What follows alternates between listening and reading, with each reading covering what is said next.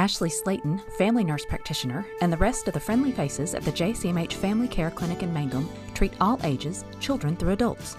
This means we are all yours for well child exams, annual checkups, as well as those illnesses that can hit us. We also do management of chronic illnesses like asthma, diabetes, and high blood pressure. Same-day appointments are usually available. The JCMH Family Care Clinic is located at 114 South Lewis Tittle in Mangum.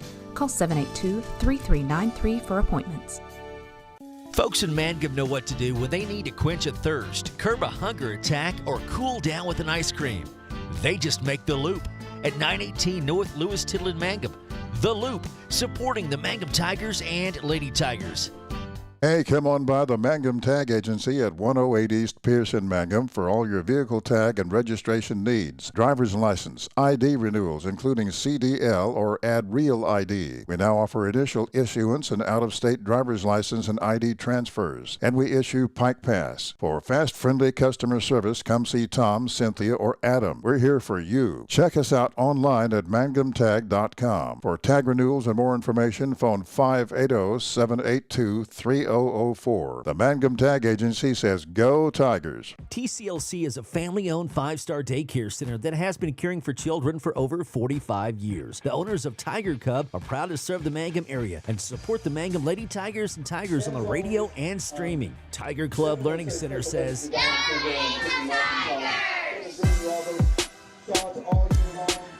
well, hi again, everyone. Welcome to football on Classic Hits 97.7, OKSports.tv, the Classic Hits Facebook page. Wherever you may be listening or watching this evening, thank you for joining us from the Liberty Bowl. It's round one of the high school football playoffs, Class A, Division II. The Mangum Tigers entertaining the Tigers of Konawa. How good is this on a football Friday night, week number 11?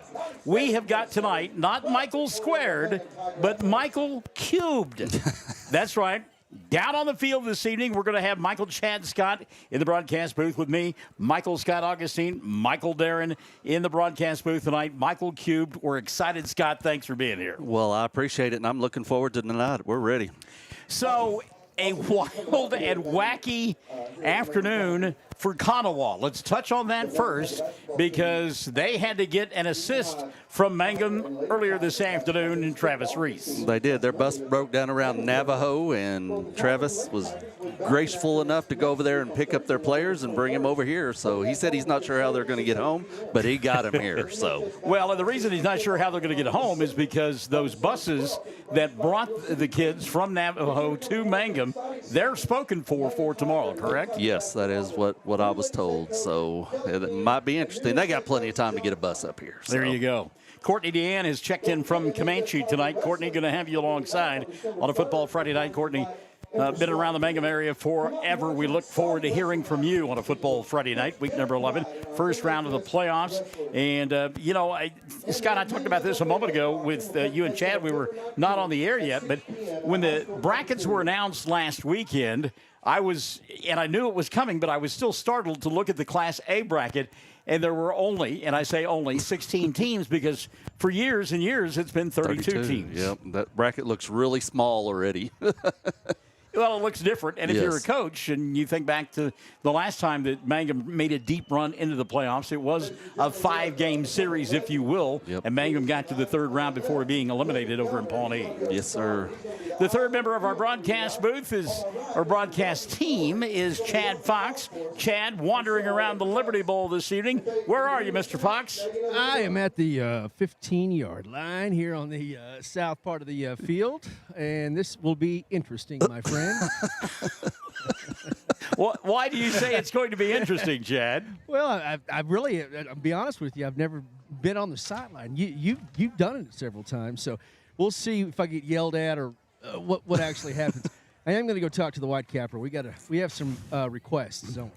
Well, I am going to tell you this, and I mean this in all sincerity, and I have throughout my long and non-illustrious broadcasting career have had the opportunity to be on the sidelines for lots and lots of football games. And the fact that you're down there and you've got that microphone that is live, the ambient noise and the extra stuff that will bring to the broadcast, it is simply amazing. Yes. And people, one of the things that they tell Chad all the time is when they listen to the broadcast on the Fox Radio Network, the broadcasts sound like we're listening and we're actually there at the bowl game. I promise you, with Chad on the sidelines tonight, it will be that tenfold.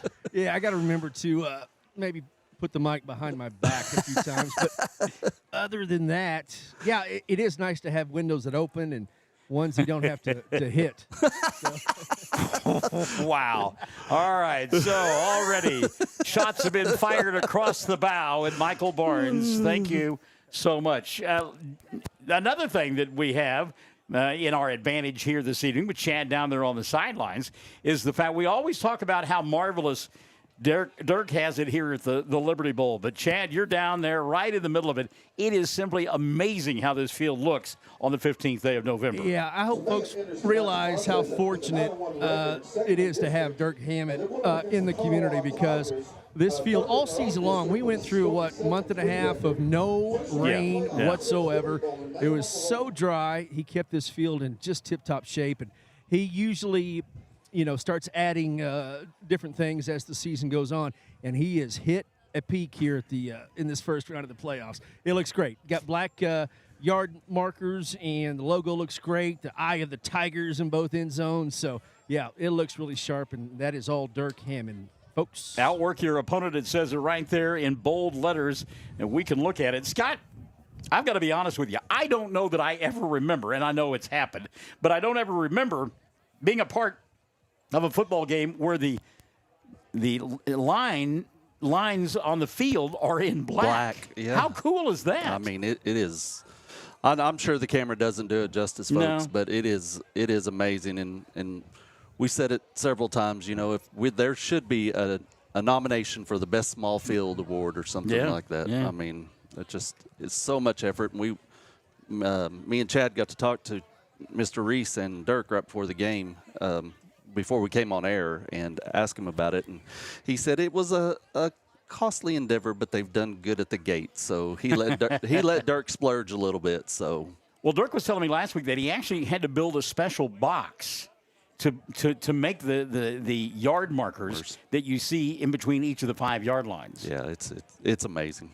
So Kelly Lefevre McQuiggan is watching. She's over there in Altus and is rooting on the Mangum Tigers tonight. Kelly, going to have you alongside. Terry Isaac says, let's go Tigers. You have got this. Michael Dean Adams, that grid is awesome. And, I mean, he is right. That is just, it's top-notch. When I got here tonight and saw the field of the Liberty Bowl, I was like, whoa, how cool is that? Yes. And Augustine Panetta says, let's go Tigers. We will take a timeout and continue our countdown to kickoff as we get set for Mangum and Konawa. It's the first round of the playoffs, and it's live and in living color on Classic Hits 97.7. Sovereign Bank is your bank of choice. Sovereign Bank is a proud supporter of the Mangum Tiger Athletics. Supporting our schools and athletic programs is a top priority. Hear us roar, go Tigers. We're cheering you on all season long. Sovereign Bank, empowering our youth with the freedom to dream. Sovereign Bank, member FDIC, equal housing lender. Triad Home Health in Mangum is locally owned and offers nursing, physical therapy, occupational, wound care, IV therapy, and more. All administered by people who go above and beyond for you. Phone Triad Home Health today at 580-782-5800. That's 782-5800. Mangum Regional Medical Center is going strong, serving Greer County and southwest Oklahoma. The Mangum Hospital provides a full-service Level 4, ER-staffed 24/7, both in and outpatient stays, swing bed services and outpatient lab, physical therapy and radiology services. Mangum Regional Medical Center, here for you, right here at home. Mangum Golden Age Apartments offer HUD-approved housing for anyone 62 or older or on Social Security or disability. They have 1 bedroom and efficiencies which include all bills paid, including Wi-Fi. Mangum Golden Age Apartments are located at 100 East Lincoln, right on the downtown square in Mangum. For more information, call Katie at 580-782-2452. 580-782-2452. Welcome back to the Liberty Bowl football Friday night, week number 11. High school football playoffs. Doesn't get a whole lot better than this. By district title on the line. Sean Whetstone has joined us on the broadcast. Also, hello to Diane Taylor, who has joined us from over at Tishomingo tonight. Isn't there some country singer from over there? There is. Blake Shelton, I believe, from that way. I thought you might know something about him. For some reason, I thought that might occur. I knew Chad wouldn't. Also, want to say hi to Holly Fight, who has checked into the broadcast, and a good evening to Megan Moss Greer over there in Altus checking out the broadcast tonight as well. Great to have you folks alongside on this football Friday night. Scott, one thing that we heard during the announcements a few minutes ago before we went on the air is that fans will be allowed to be on the field for the Spirit Line tonight. Heading into the bowl game, we didn't think that was going to be possible. Yeah, I'm not sure what made the OSAA change their mind on that, just especially at the last minute like that, because me and you both read it on the website that they weren't going to allow it, and that was current as of this morning. So, exactly. But I'm glad. So it wasn't up to Van Shea. That's Chad Fox, owner and general manager of the Fox Radio Network. Scott and Michael are just mere pawns in the magic of this broadcast. Kerry Miller Rockhold says, let's go Mangum. Good luck, boys. Outwork your opponent. So, obviously, we're going to do some scoreboard watching tonight, men, as the playoffs do get underway. And conventional wisdom, as Tina Sharp-Clark has joined us, conventional wisdom would tell us that if Mangum wins this ball game, they will go on the road in week number 2 for a quarterfinal matchup at Woodland. Yes. Am I right on that assertion? As long as Woodland does what they're supposed to do. Okay, and Woodland is a team that has not been challenged all year long. But let's be fair, except for the bowl game against Thomas, Mangum hasn't been challenged either. Correct. Elsewhere in the Class A Division II playoffs tonight, Regent Prep is entertaining Ketchum. That is on the Mangum half of the bracket. Also on the Mangum half of the bracket, Moreland tonight is on the road. They are at Ringling. On the other side of the bracket, Thomas, the district champion, that beat Mangum by a point a couple of weeks ago. They are entertaining Wilson. Remember, that's who Mangum started the season against in week number 1. Hominy is hosting Central Salisaw. In the bottom half of the bracket, Barnsdall is at Tallahena tonight, and Velma Alma is on the road. Or rather, Velma Alma is at home tonight, entertaining Texoma Goodwell in the All-Hyphen Bowl game. If, Scott, the stunning upset was provided by Gore, then it would be a really long road trip, week number 2 for the Mangum Tigers. That would be correct. Way on down there. You're almost by Arkansas. So that loss, the lone loss, has kept Mangum out of the opportunity to be at home for 2 weeks of the playoffs. But it also means that if you're going to win a state championship, you got to beat the number 1 team, and why not get them in the second week? That's right. I mean, I agree. Weather's going to be chilling down, so, I think it would be a good matchup. I'd like to see it. All right, let's check the bracket in Class A1. Fairview is entertaining Wynnewood tonight. Rejoice Christian is hosting Nottawa. All right, I'm making up my own towns. Thank you.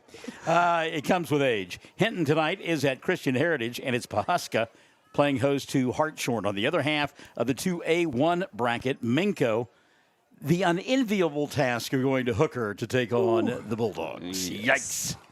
Speaking of the end of the earth, Pecola is entertaining Tonkawa tonight. I've got a kiddo that is placed not far outside of Pecola. I know how far that trip is from this part of the land. Panama is at Pawnee tonight, and Walters is playing host to Cashin as we look at the other 2A1 or A1 matchups in Division 1. Class B bracket, we'll run through it quickly before we go to commercial break. As Class B1, Laverne and Snyder are playing tonight in Laverne. And remember, Class B is 8-man. Foyle is at Caddo tonight. Yale is entertaining Savannah. And the Empire Strikes Back. They will be hosting Garber. On the other half of the bracket, Hollis down the road taking on Pond Creek Hunter. It's Kyoto and Drumright tonight. Depew is at Dewar. And Turpin is entertaining Waurika. So a couple of area teams playing in the B1. In Class B2, we say best of luck to our dear friend over there at No, I'm sorry. Never mind. Forget that. Sealing is at Thackerville tonight. Cherokee will be at Copan. Covington entertains Wesleyan, and Wetumpka will get Shattuck at home tonight. On the other half of the bracket, Boise City. Boy, you talk about a long trip. How about this one? They are playing at Welita tonight. Wow. Yeah.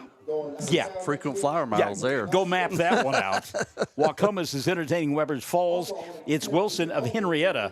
And those are some athletes over there at Henrietta. We had a chance to see them in the basketball season when they went to the state championship and won the state championship. Those kids are athletic. They are entertaining Davenport tonight, and it's O'Keene playing host to Alec. There are those that think that O'Keene is a dark horse to win that state championship.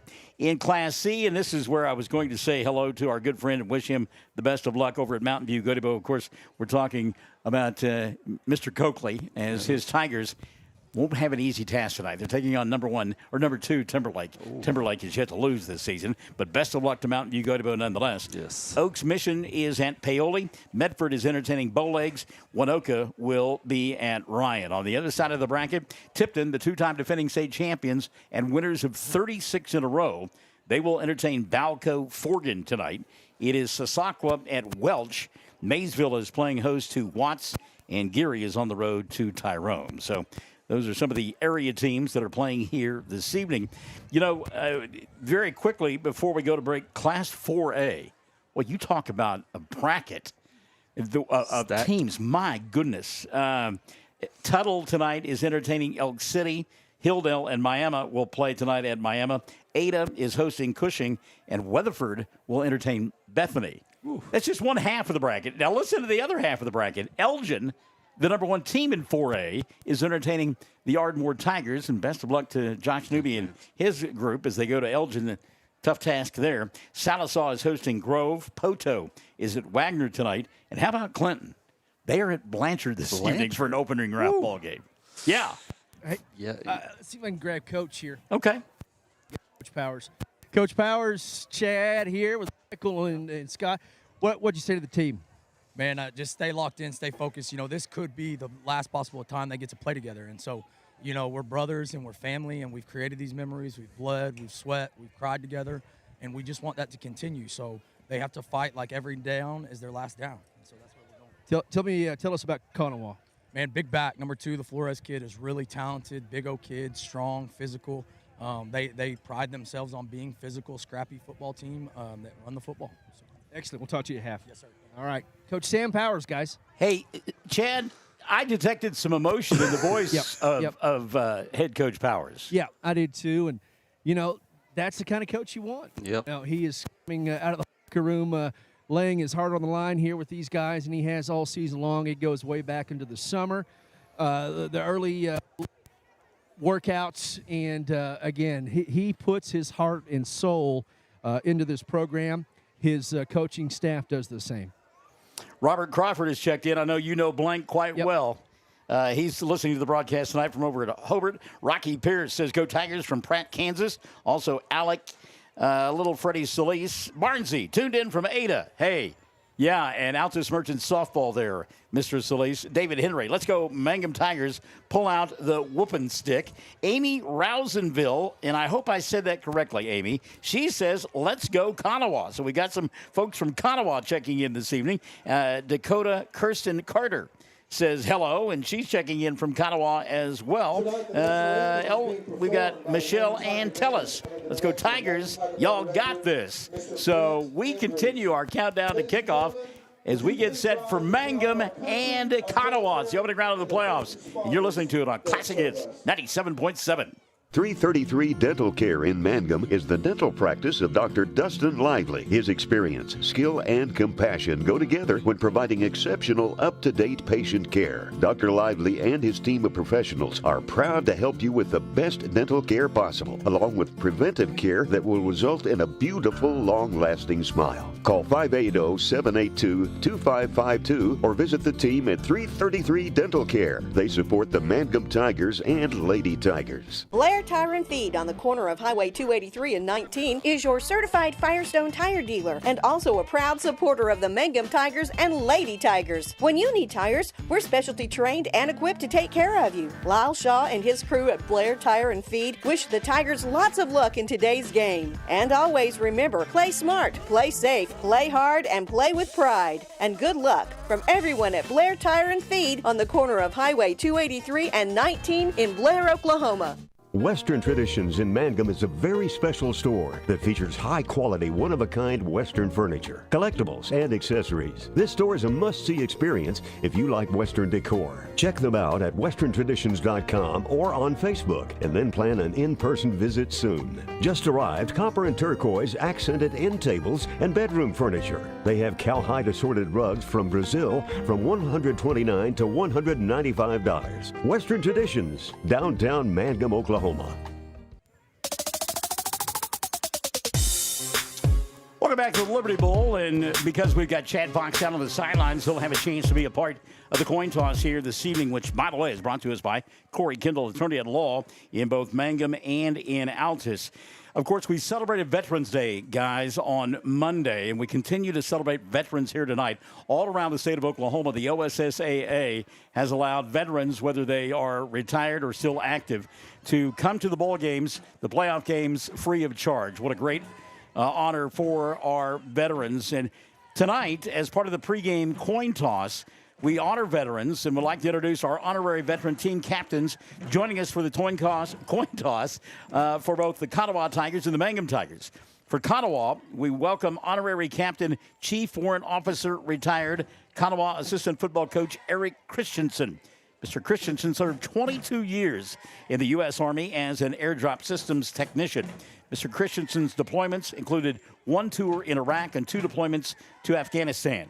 Mr. Christensen has been married to the love of his life, Marilla, for 11 years, and they have an 8-year-old daughter, Sophia. Mr. Christensen, thank you from all of us for your service to our country and your community. For sure. By the way, the official captains, not the honorary captains, but the official captains for Konawa are Jeremy Flores, Braylon Hunter, Braden Powell, Keegan Bell, and C.J. Aroha. Now, the honorary captains for the Mangum Tigers are Oklahoma National Guard Master Sergeant Ricardo Solis and Master Sergeant Michael Rogers. Mr. Solis enlisted in 1980 in the Army National Guard and worked in Joint Forces Headquarters as a truck maintenance master and a personnel coordinator. Mr. Solis is married to Teresa Solis and has a son, Richie Solis, and a grandson, team captain, number 0 in your program, and number 1 in your heart, Austin Solis. Mr. Solis, thank you, sir. Mr. Solis currently serves as maintenance custodian at Mangum High School. Master Sergeant Michael Rogers, meantime, somebody who's near and dear to my heart, joined the Oklahoma National Guard in 1989 and is currently serving as the operations sergeant for the headquarters 1st of the 158th Battalion.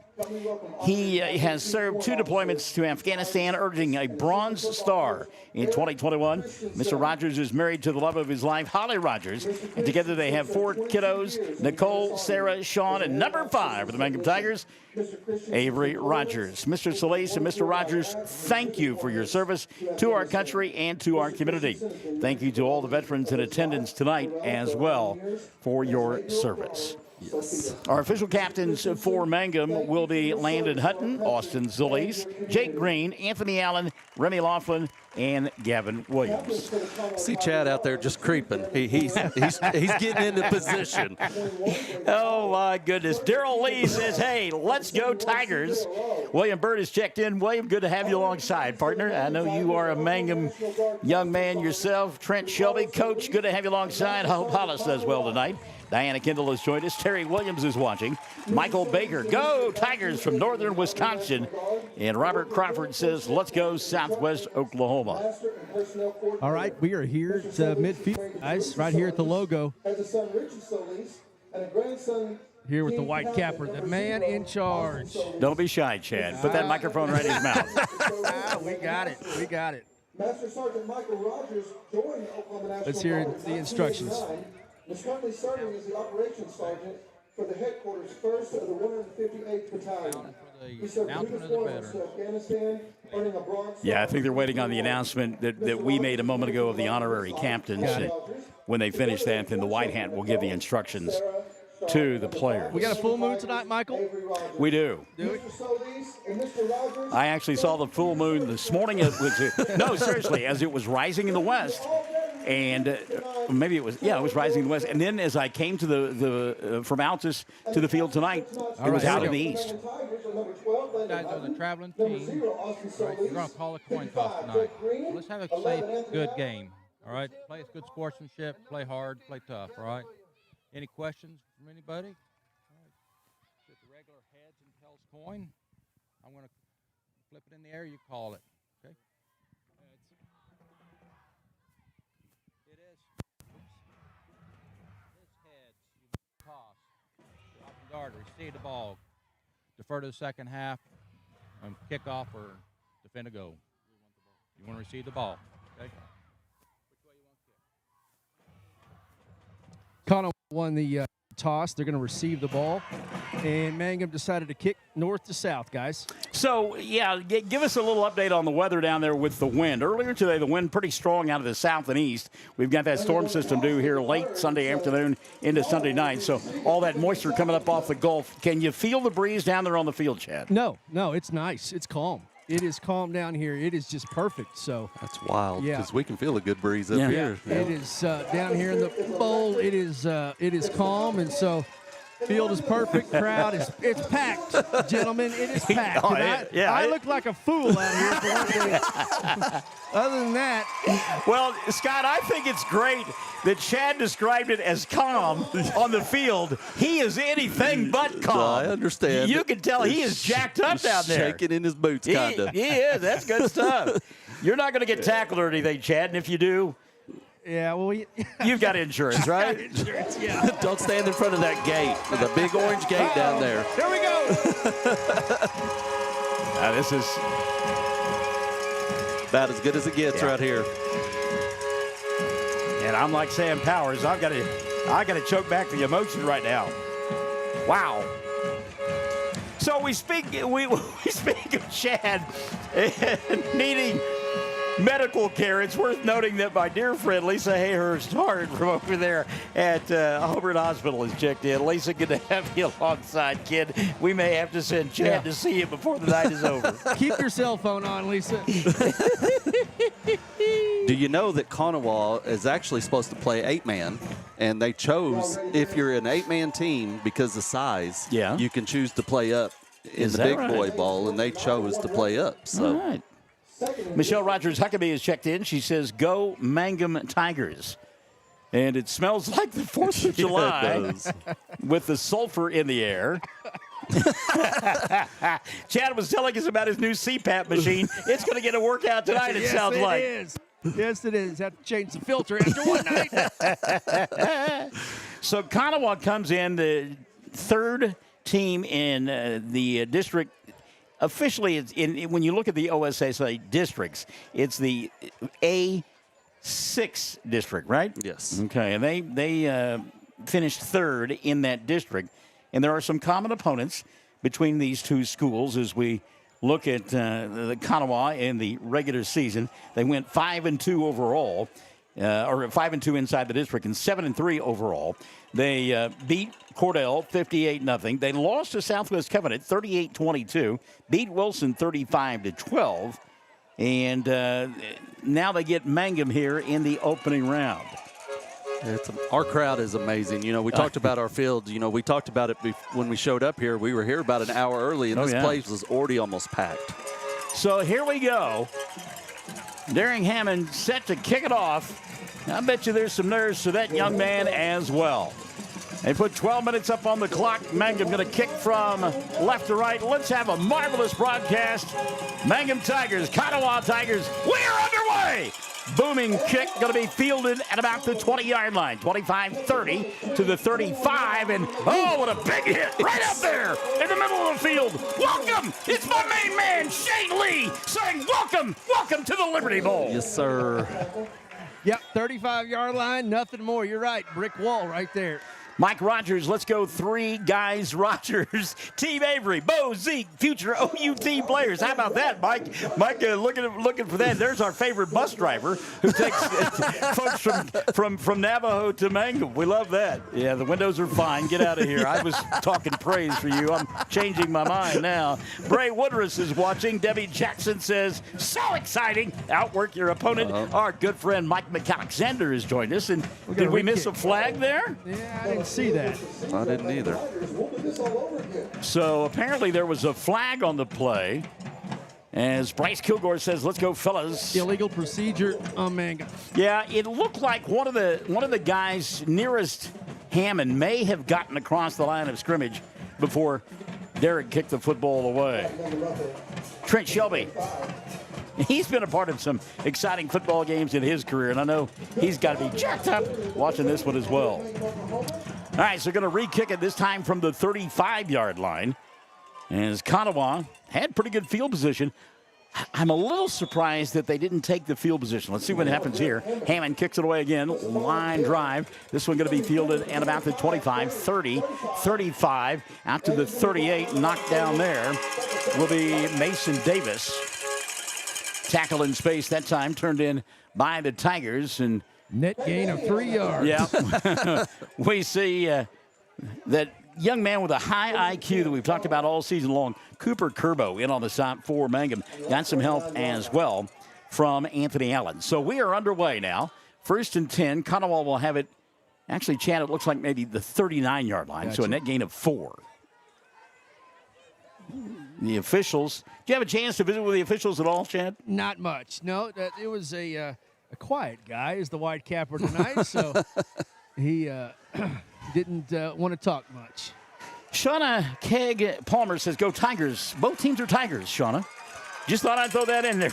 Betty Ann Thomason. Let's go Mangum Tigers. 1st and 10 from the 39, their own 39. Man in motion for Konawa. They're going to take a little shovel pass to that big back that we heard Coach talk about, and he'll power his way across the 45 out to about the 46-yard line. And he is a load in space. He is Jeremiah Flores. Flores will pick up 6 on the play. It'll be 2nd down and 4.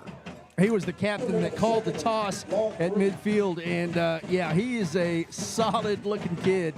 It's going to be hard to handle here tonight. Mangum's going to have to be up to the task. Tell me about that excitement level being down there on the field, Chad. It is loud. All right, 2nd down, a short 4 here. Inside handoff, pursued by the Tigers down the line. But making the 1st down, it looks like, was Flores as he worked his way along the line of scrimmage. Going to mark him down just short, Chad. It'll be 3rd down and 1. Yep, good defense there on the perimeter.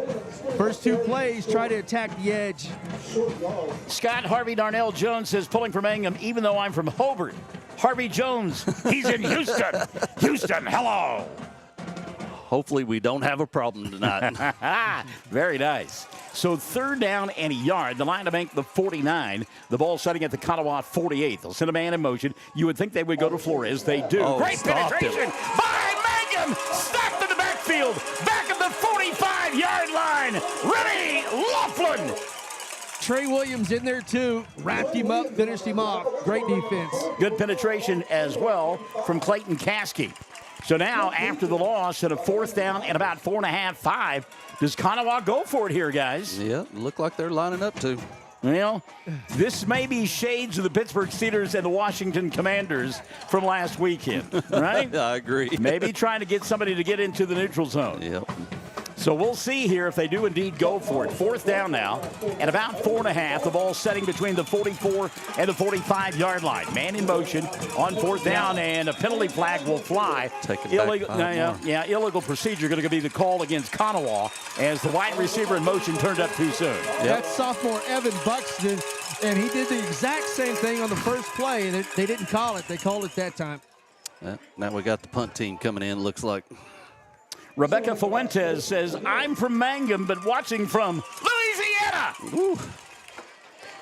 And LSU took it on the chin Saturday night against Alabama. Oh, my goodness. Yes. Did someone have a quarterback sighting in that bowl game? Punt away here in a wobbly kick. Going to be hitting at about the 35 and then spin forward and be touchdown at the 27-yard line. It'll be 1st and 10 for Mangum on their first offensive possession here in this first quarter of play. So, Scott, the defense able to right the ship and hold Konawa on their first possession. Yes, they get a couple little runs off, like Chad said, off the edges there, and I think we do good at settling down and adjusting to our game plan. So I think we'll do just fine. Dave McCook checking in from Myrtle Beach, South Carolina. He says, "Let's go Mangum." First quarter, by the way, brought to you by 333 Dental. 1st and 10 now for the Tigers. They'll go strong side here on the near side of the field in a pistol formation. As the quarterback is young Mr. Rogers. He'll turn, hand it off to Solis. Solis getting a block on the edge, and he'll get across the 30 to the 35. Sidesteps his way out to about the 37-yard line. And I love the patience of Austin as he got behind Jake Green and picked up enough for a first down. He's done that all year. Our running backs are really good about following the bigs out there. And several times they even put their hands on their hips and just ride them. And he did there. He actually reached out the hand and followed Green here on the near side. 1st and 10 now for the Tigers. They want to throw the football. Bo with time. Looks, fires across the middle. Pass in and out of the hands of Remy Laughlin. Just a little bit too high. Incomplete. It'll be 2nd down and 10. Now, Remy probably thinks he wanted a second crack at that. Boy, it was a little bit high. No telling what kind of pain he had, if any, in that shoulder trying to get up there and get that pass. Gavin and Trey Williams, great uncle. John Murrow checking in from Dodge City, Kansas. 2nd down and 10. Bo changes the play. Solis in the backfield. Split out here on the near side. Avery Rogers in the slot. You'll find Laughlin. 2 receivers up top. See if they don't try to find a way to get the ball in the hands of number 9. Instead, it'll be Austin right up the middle, and Solis will take it out to the 40. That'll give him a gain of 4, 3rd down and 6. Say hi to Brandy Webb. I'm sorry, go ahead. No, I was going to say, I saw Chad take a look at that new little screen down there going by, too. So something else. It is something else. So quickly to the line of scrimmage on 3rd down and about 6. Little hitch here on the near side. And, they had the play set up, guys. They had Rogers open a little bit deeper, and in the flat, Laughlin was there, but the pass too tall, incomplete. Mangum will have to kick it away. Yeah, a little bit just nerves from the freshman, and that can be expected. You think? Yeah. Want to say hi to Brandy Webb and to Mike Rivera. Jonna, hello to you as well. Bridget Woodruff says, "Let's go Tigers." So Remy in punt formation, 8:57 left in the first. There is no score. Remy, rugby-style kick here on the near side. Got some pressure late, got the ball away. It will hit at the 40 and go forward. Oh, what a great roll. This one will travel all the way inside the 20 and finally be touched down at the 16-yard line. Great rugby-style kick there. Very nice, very nice. We worked, we've seen him run out of that several times and pass out of that and get a few blocked because he waited too long, too. So. And I was just getting ready to say, I think you were holding your breath on there because the defense was coming late. They were. Konawa got close to blocking that one. They did come in quick. So Konawa will get it for the 2nd time here tonight. 1st and 10. They'll have it at their own 16-yard line, and there is no score. First quarter on Classic Hits 97.7, brought to us by our good friends over there and 333 Dental and Dr. Lively. Yes, we definitely want to shout out to all of our sponsors because these games cost mega extra to carry, so thank you to all the sponsors. And Chad Fox down there on the sideline saying, "Can I get a witness on that?" Get Scott a Coke. So 1st and 10. They don't want to use Mangum's football. How dare them? See, he's giving us great insight. 1st and 10 now for Konawa. They'll go with a pistol formation. 2 wide receivers in the slot. Going to run the football. A collision there between Flores and his quarterback, and he's got nowhere to go. Maybe a gain of a yard. Penalty flag will fly on the play as well. Scott, that's in the area of holding. Yep. I think that both teams got just a little jitters going on down there, so I think they'll both settle in. Hopefully we settle in quicker. Toby Lanning says, "Let's go Mangum. Leave it out on the field. You guys have got this." Oh, it's going to be a chop block instead. Wow. We'll take half distance. And that's kind of in an area of the field. I mean, that was an off-tackle play, and a lot of times you don't see that chop block. No. So somebody must have been a tight end or a wide receiver coming down the line and cut somebody. Yeah, because it came from Mangum's side of the field, right. the ref, too. So on the back side of the play, even. What's your bird's eye view show? Did you see anything down there, Chad? Negative. I like how succinct he is with his answers. That's great. He's covered up by them big uglies. He's having to reposition. And now back to the action. And ball dropped on the ground, picked up, inside handoff. And oh, what a big hit. My main man, Trey Williams, rocks in his pockets. A thundering hit on the back. Tristan Langford maybe picked up a yard. It'll be second down and long. Guys, we're just second series in for Konawa, and Trey Williams is laying the wood. I tell you, I went back and found the run that he had last week where he shed tacklers. Oh, my goodness. That was inspiring on the offensive end. We know he can put hat on the defensive side as well. Definitely. Second down and 17 now for Konawa, as they have it deep in their own territory. Going to send a man in motion, a little pop pass, trying to turn the corner. Mangum doing a good job of stretching that one out. And some positive yardage for Konawa as finally run out of bounds. Will be on the jet sweep, Jalen Matchey. But it'll be third down and long. Yeah, they got some of it back. I'll give them third down and 7. Coaching staff to our left wanted to hold, didn't they? Yes, I heard them several times. They did a good job stretching that out. We just couldn't get nobody to turn that guy back in. And give credit to the back. I mean, he's got some good speed, Manchi, as he turned the corner. So it'll be third down. We'll give him third and 7. 7:27. Clock stopped here in quarter number 1. No score.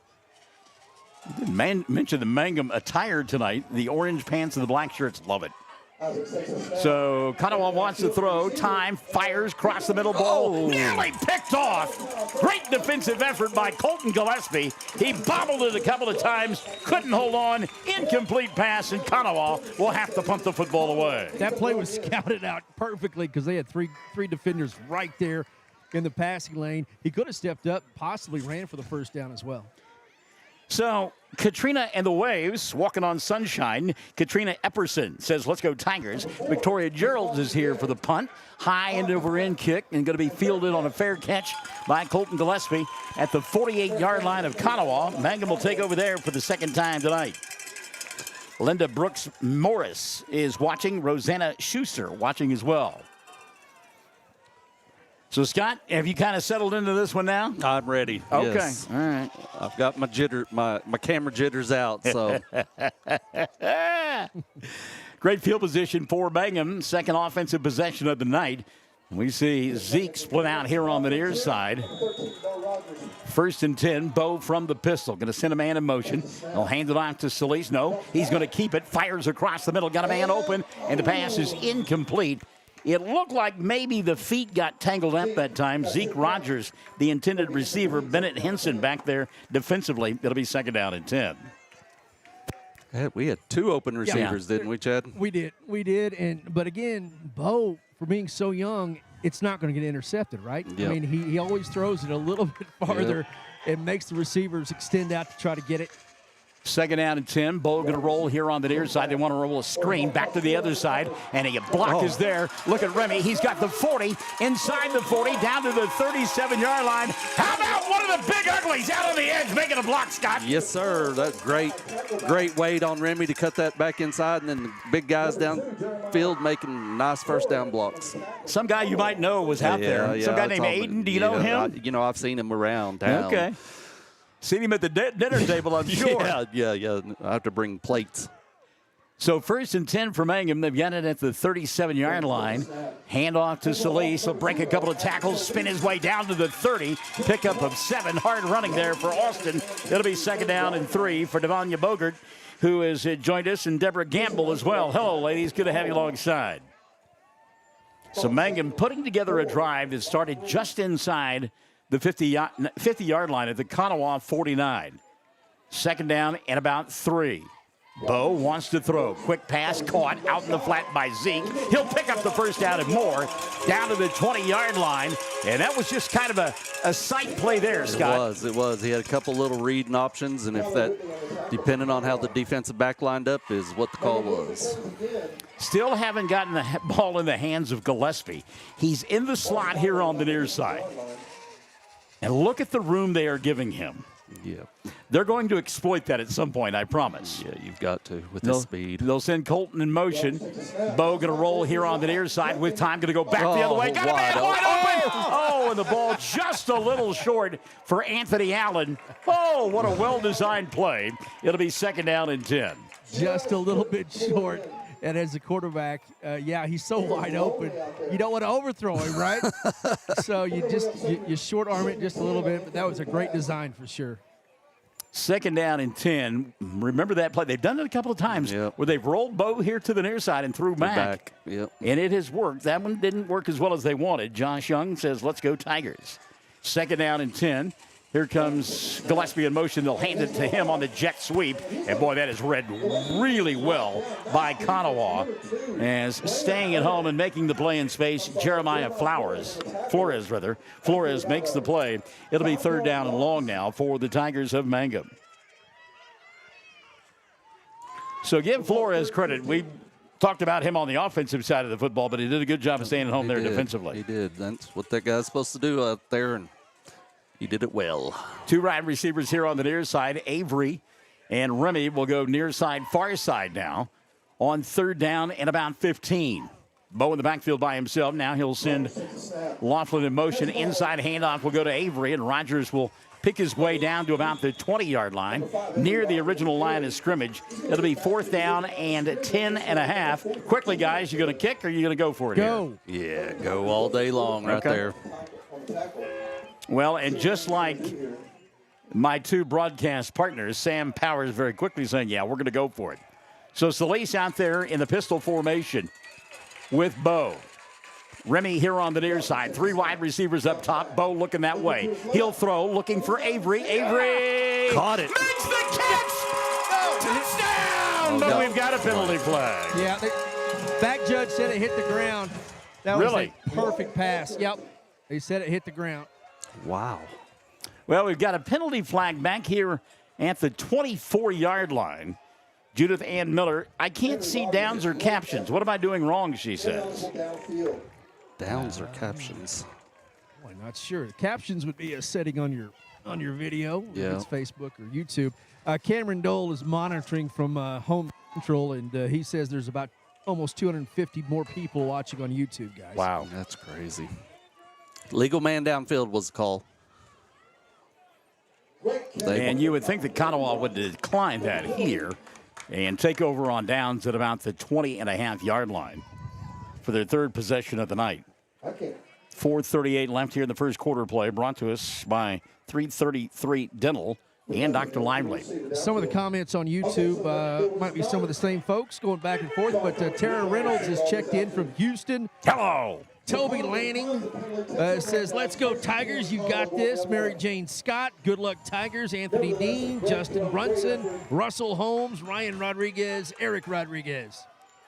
Welcome to the broadcast wherever you might be. Thank you for joining us along our platforms tonight. The excitement is palpable, electric, as it were. Yes, I heard Coach Powers giving a pep speech way up here. That may have been picked up on Chad's microphone. So here we go, 3rd possession of the quarter and the night for Konawa. No score on the board. Check the clock at 4:38 in period number 1. Full house backfield now for Konawa. Going to send a man in motion.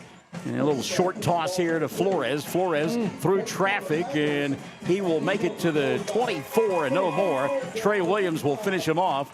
And Jake Green is there along with Remy Laughlin, and also in on this top, Cooper Curbo. And one thing about Flores, as big as he is, he falls forward and got an extra couple of yards by falling forward. Yep, and that's a great asset to have too, you know. Hangs onto the football too. It's an unusual way of getting him the ball, that forward pitch. Yes. I guess it's safe because if the ball's dropped, it's just an incomplete pass. He uses 2 hands to do it too, so that's interesting. Tammy Cartwright says, go Mangum Tigers. My mother-in-law. Is that right? Yes. There you go. I thought you might know her. Oh, there's a dangerous pass. Oh, there's not a receiver there. Pressure late there from Bo Rogers. They're talking, guys. He's throwing the football away. Moses Isaacs, the quarterback. Yeah, there it is. Yeah. He was outside the tackle box and threw the ball into no man's land. I'm telling you, Bo Rogers came up like a missile. Looks like we got another flag. Kay Wildman Hamilton is watching. Scott Paxton says, let's go Tigers. Dirk did his thing again with the field. Looks and sounds great on YouTube. Good deal. Appreciate you checking in, Scott. You going to take this penalty here, fellas? Yeah. Lost it down, isn't it? Yes. Yeah. Okay, good call. I'm just checking you. I know you're an official. Just kind of a trick question. You're making me rethink myself here. I was, I'm like, yeah. Yeah, of course you got to take it because it is loss of down. You're absolutely right. So it'll make it a third down, and there's that signal for the loss of down. So it'll make it a third down now and long for Konawa. 3:46 left in the first. No score. And this is the kind of knockdown dragout you expect in a first-round bowl game between the number 2 seed Mangum and the number 3 seed Konawa. Yes. So I guess Konawa's coach has a question.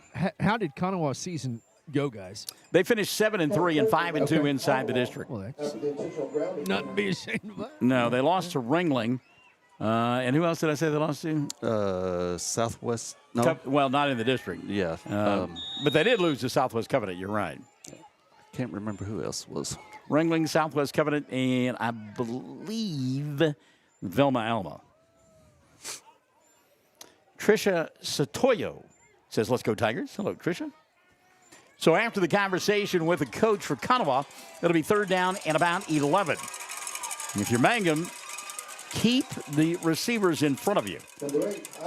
Flores is going to go in motion. Low snap, goes down and gets it. Fires, fastball caught at the 30. Gang tackling and short of the first down, I believe. It depends on the mark. He got a great spot. First down. Evan Buxton made the catch and got to the 30 and then retreated. But they gave him the first down, and so they'll move the chains. Only 2 players have touched the football, Buxton and Flores, guys. Wow. Tabitha Adami has checked in. Hello, Tabitha. Want to say hi to Melissa Ryder. Melissa says, go Konawa. Good to have you alongside, Melissa. Lois D. Dunn is watching.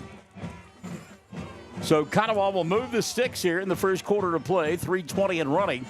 They have the football just outside their own 30-yard line. Able to overcome an intentional grounding play and did a good job of finding a man in space and getting the first down. Now underneath center. How about that? First and 10. Flores, the handoff for the right side. He is hit, but boy, drags people across the 35 out to the 36. About a 5-yard gain there. Mangum hit him at the line of scrimmage. And again, Coach talked about the big body, and he carried him out to the 36.5-yard line. Good run by Flores. Yep. Big senior. Helping out on the stop there was Landon Hutton. My good friend Brody Smith is checked in from over at Cash. Basketball season about to get underway for the Bulldogs. And Brody, we're going to get a chance to come over and see you a couple of times before Mangum starts playing basketball in December.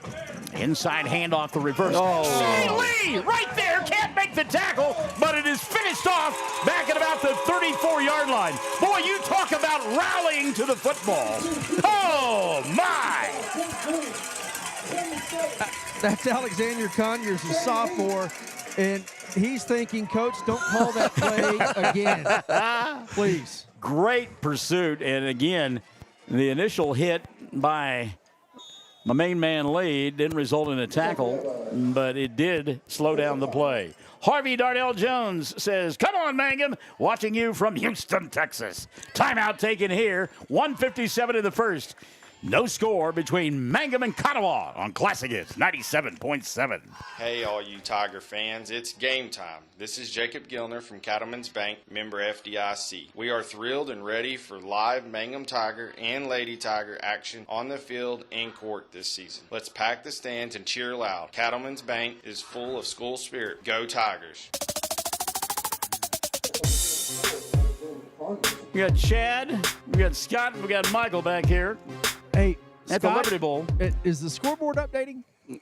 Yes, sir. We haven't got any score to update. Well, I know, but I guess Cameron was trying to relay.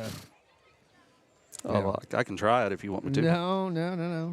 I guess that somebody commented. Yeah, there's not put on there besides down and distance. I don't know if that's what they meant. Okay, I'll try to keep a little better track of that. Okay. Rex and C.J. Whitfield. Go Mangum, you've got this. Jared Bicknell says, let's go Tigers. And that's Jeannie Bicknell. By the way, Chad, the young man you talked about saying, Coach, don't call that play again. Alexander Conyers, slow to get off the field. Yeah, he just got smothered. And it was great defensive play. Great pursuit by the Mangum defense. And they're going to say, let's go back to Flores. 3rd down and 8, guys, in all seriousness, this has been a bugaboo for Mangum the last couple of weeks. Certainly was in the loss to the folks over there at Thomas, and we saw it a few times last week against Carnegie. 3rd down and long, Mangum defense couldn't get off the field. Yeah, I agree. We took a timeout there, so we're going to go ahead and take it to break, or we're going to stay here? Yeah, we'll keep it right here. Okay. Stormy Morey says, let's go Mangum Tigers. So, well, we got number 1 Woodland if we happen to win. Is that what it is, boys? Yes. Okay. Gary Collins says, go Jake Green from the Davis family cousin. Appreciate you folks checking in, and let us know where you're listening and or watching from here this evening. Want to give you a shout-out. Good to have you alongside. As, you know, the great Harry Carey, the great late Harry Carey, the voice of the Chicago Cubs, Chicago White Sox, St. Louis Cardinals, he used to get cards and letters, and he would read them during the broadcast. Had Harry been alive in the advent of Facebook and all that stuff, can you imagine all of the comments that he would have? Hi, everybody. He couldn't have seen it because of the Budweiser. Oh, right then. 3rd down and 8. Konawa out of the timeout, wants to throw the football. Pressure on that one is into the front row. Incomplete. It'll be 4th down. Great pressure there by Mangum. And Trey Williams and Aiden Augustine. Well, I tell you what, that's a couple of sides of beef that if I'm throwing the football, I'm going to throw it in the front row too. Yeah. I think that was a delayed screen, but it couldn't have been delayed because, like you said, the pressure was in his face. Moses Isaacs was about to get undressed. Punt here, fielded at about the 32-yard line. 35, 40, 45, and still on his feet. Out to near the 50-yard line.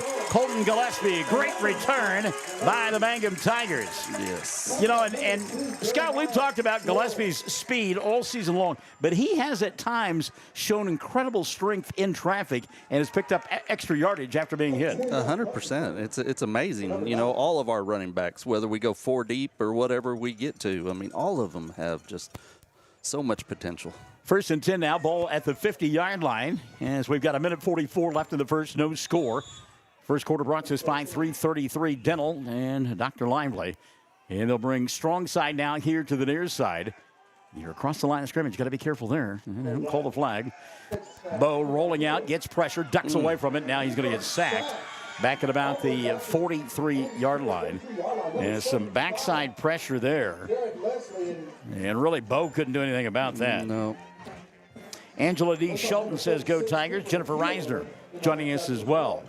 Avery Rogers was on a go route. And, yeah, just not enough time to set up and plant his feet and throw it all.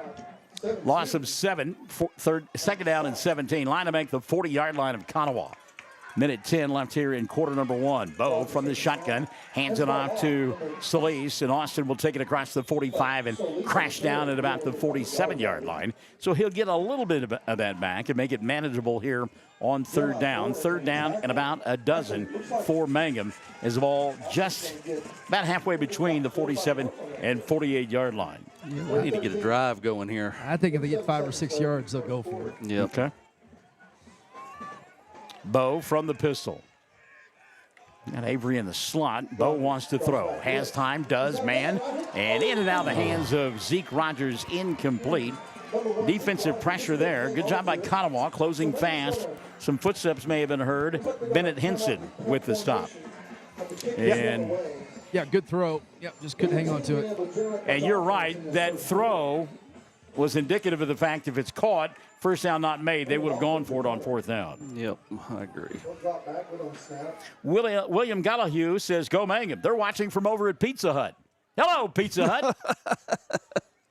Nobody out pizzas the Hut, right? That's right. Not even Jabba the Hutt.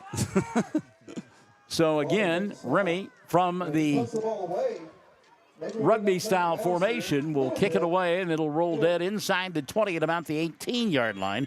So another nice punt there from Remington Laughlin. It'll be 1st and 10 for Konawa. 4th possession of the quarter. 25 seconds left here in quarter number 1. By the way, speaking of Laughlin's, I've got to mention this. Colton celebrated his birthday earlier this week. He did.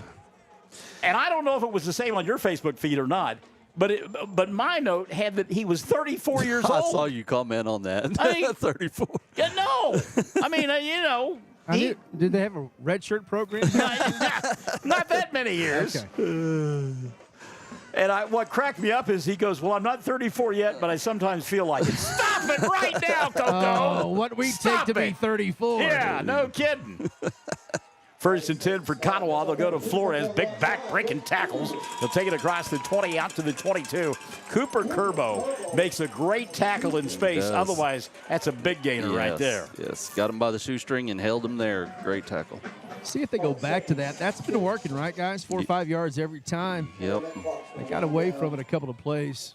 That will be the final play of quarter number 1. And the first 12 minutes are in the books. No score. Konawa and Mangum. Period number 2 coming up.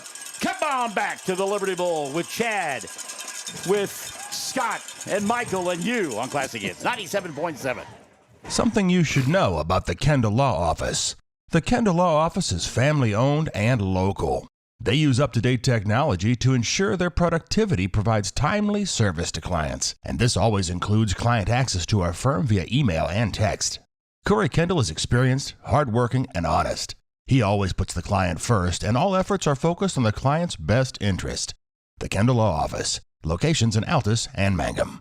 When you need auto repairs, save money and get it done right at Dwayne's Auto in Mangum. Dwayne's fixes flats, does brake jobs, turns rotors, alignments, that all-important air conditioning work, and general auto repair. If your car or truck isn't right, just head to Dwayne's Auto at 1205 North Lewis Tittle in Mangum. Call 782-5151. That's 782-5151. Mangum Tiger Proud.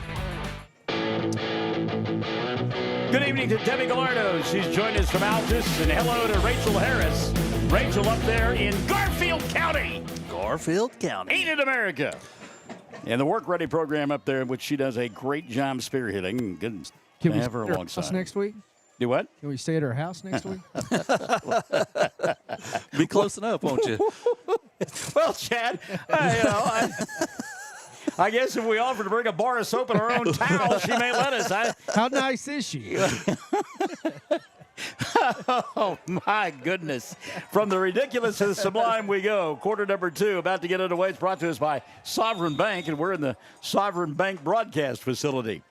They'll go to Flores here on the near side. Mangum giving chase. And, he'll break a tackle and take it across the 30 out to about the 32-yard line. Diego Tellis made a nice shoestring. Didn't get the tackle, but slowed him down and made him fall down. Yeah, let's see if they feed him down the field here. Mm-hmm. He is just so dangerous. And like you said, he's a big kid. He runs to the perimeter well. That's where we've talked about it, tried to attack the perimeter, and he's a good-looking running back for sure. Charles Stowe is watching. Timothy Powell says, go Tigers. Sid the Kid, Sidney Webb with us. Elaine Mills-Smith. Hey, let's go, Mangum. So it'll be 1st down and 10 now for Konawa with 11:30 left here in the first half of play. No score. And, boy, Konawa take a long time in the huddle. He'll break. Now send a man in motion. Going to hand it off to him. Trying to turn the corner. Cutting it back inside. Look out. Good block. 40, 45, 50, 45 and the 40-yard line. And quick to the edge that time was Evan Buxton. Yeah. He's sophomore. He's got the ball a couple of times, and that dude can move. His legs going 100 miles an hour. Scott, you said uh-oh. Yep. Because it looked like Mangum had it contained, but a block at the end. Yep. He come in, cut our containment guy back, and I thought we might be in trouble. Well, as it is, Konawa with their best foray inside Mangum territory as they've got it 1st and 10 at the 45-yard line of Mangum. By the way, they're working from left to right on your radio or viewing device in their road white uniforms. Direct snap now to the fullback. And, boy, I tell you what, hard running inside the 40, still on his feet, to about the 38-yard line. And that is the bruising tailback, Alexander Conyers. Conyers, who took the big hit earlier and had to be escorted off the field, back with a vengeance. He's knocked down to the 39, 6-yard gain, 2nd and 4. I don't know what day it is, but give me the rock. He looked a little dazed and confused getting up there, didn't he? Well, he got thumped pretty good. He kept going. And he kept going and got thumped a couple of more times. Kendra Barnes has joined us. Kendra wants to make it very clear she's not related. She always is. It's always been her disclaimer. So keeper this time by the tailback, and good job by Jake Green to simply stuff Jeremiah Flores. And Flores that time maybe a half a yard. It'll be 3rd down and about 3. Jimmy Raven says, hey, go Konawa. So 3rd down and 3, ball setting at the 38-yard line. Line to make the 35. Obviously 4-down territory for Konawa. Yeah, got to try to get a negative play here. Hold them on 4th. Rocky Pierce wants to know what the OWYO means. Scott, quickly. Outwork your opponent. Thank you.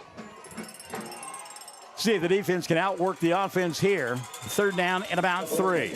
Inside handoff, and that's Conyers. He'll get knocked down to the 35, and that's going to be good enough for a 1st down. Diego, tell us. Get on this stop. He's getting lit. Boys, he is getting hit low. He's getting hit high. I mean, he's a good-looking sophomore. It's a big kid, but he's coming back for more, so a tip of the cap. Max Richardson in on the stop. That'll be one of those that we'll go back and listen to the broadcast. Chad, he's getting lit. Okay. He is. They're going to measure. He's running hard. Well, Chad, you're down there. To me, that's a 1st down where the ball is setting. It's setting on the 35-yard line. Those black markings that Dirk has put down on this lightly colored field makes it pretty easy to see. They'll stretch the chains, and it will be a 1st down. And you're talking about the Queen of Spades. I was fixing to see where's the player's card. Where's the cards? And I'm disappointed, Mr. Radio Man, that you didn't go with the Queen of Hearts by Juice Newton. Thank you. Boy, that must be really smart. After all, she's the kind of juice I'd like to get up and squeeze in the morning. Thank you. The old radio days coming through there. Michael in the morning, look out. The adult version of this broadcast for $4.99. So 1st and 10 for Konawa at the 35-yard line of Mangum. They'll go to Flores, big hole right side. They'll take it inside the 30, 2 hands on the football, and it takes 6 white hats to stop him at the 28-yard line. I think Coach Power is going to get a little bit upset with the defensive line. They're getting creased, and there's lanes, and those 1st down plays are big chunk plays. Yep. Gabe Miranda made the initial hit, but again, 6 yards down the field. A pickup of about 7. It'll be 2nd down and 3. So Konawa, with 8:50 left in the first half of play. They're running away from Williams and Green, though, so they're going the opposite side wherever Williams is. Well, can you blame them? No. So you mentioned Green and Williams. They're here on the near side. They will shift down, and I think we're going to get a delay of game here. Yep. It came from the back judge, and it is a delay of game, yeah. No play clocks here, and so if you're Konawa, you've got to make yourself familiar with the back judge. When he gets to 10, he starts that count. He'll raise that hand and start waving it. And the quarterback didn't pick it up that time. So 2nd and short goes to 2nd and long. 2nd and about 8 now. As they'll send a man in motion, going to hand it off to him. Trying to turn the corner. Great job of turning that back inside. And the defense was there that time. Avery Rogers turned that play back inside. Cooper Curbo is there, and also in on the stop for Mangum was, I believe that was Colton Earls, and it was Colton. Some comments on YouTube. Cameron sitting to us. We appreciate that. Christopher Matches says, Belma, you mentioned it, Michael, that other team. Yeah. Nick Kendall says, Dirk is the best in the business. Looks great. Good luck, men. Rosalind Callens, go Tigers. James Petzold, go Mangum Tigers. William Ray. And Weston Clark says, go Tigers. Misty Howard, let's go Mangum. And also DeMontre Ray, go Tigers. 8:05 left in the first half of play. Another timeout taken here, Darrell Oldham. This is taken by Konawa. And Chad, what's the thought process there, do you think? I think it's a big deal that they're on Mangum's side of the field, and they want to make sure they take full advantage. And maybe get that fourth down play thrown out there in the huddle as well, saying, we're going to go for this. Don't get sacked here, so we'll see what happens. Sherry Bowen has checked in. Hello, Sherry. Good to have you alongside. They got a couple of big offensive linemen, don't they? Yes. 3rd down and 8. Shotgun formation here for Isaacs and company. Moses, long snap count. Going to hand it off to Flores. Gets a block 30. Still on his feet inside the 25 down to about the 24-yard line. And, guys, I talked about it earlier. 3rd down and long. Mangum unable to get off the field again. He is so slippery. He makes that cut, slides through that hole, and gets downfield. And it takes 1 or 2 guys at least to get him down. That's a big dude. Joseph Gore says, it's my party, and I'll cry if I want to, Leslie. On a full moon night. Let's go Konawa. I hope that I hope that Joseph is old enough to know about the song, It's My Party, and I'll cry if I want to. If not, Joseph, please consult YouTube. Leslie Gore. 1st and 10 now, ball inside the 25. And a pitch pass here to Flores. Makes a move, breaks a tackle, 20, gets a block. He goes to the 5 and into the end zone. Flores with the score from 24 yards away.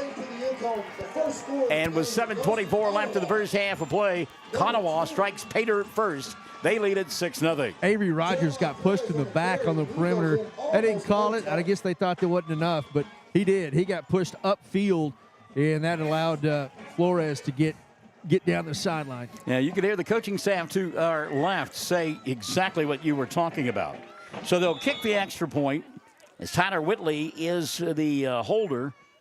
And the kicker is Glessner Sozow. Kick is on the way, and it is up and good.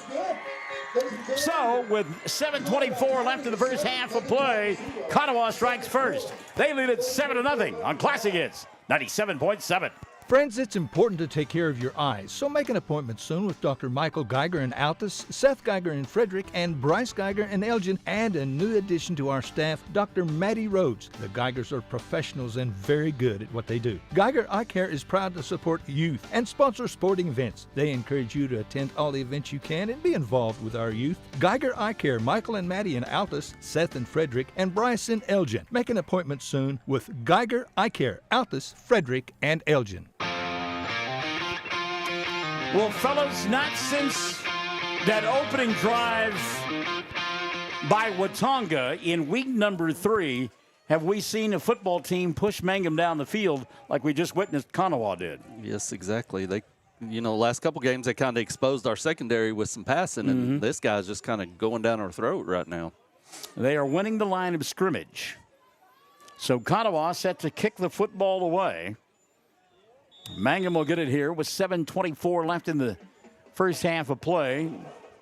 Mangum will get the ball to begin the third quarter as well, so a sustained drive here would be fabulous for the home team. End-over-end kick, far sideline. It's going to sail out of bounds as they are keeping it away from Colton Gillespie. It'll be 1st and 10 for Mangum at their own 35. Wonder why they do that for. Jacob Clark says, let's go Mangum. Outwork your opponent, Barbara Johnson. Go Tigers defense.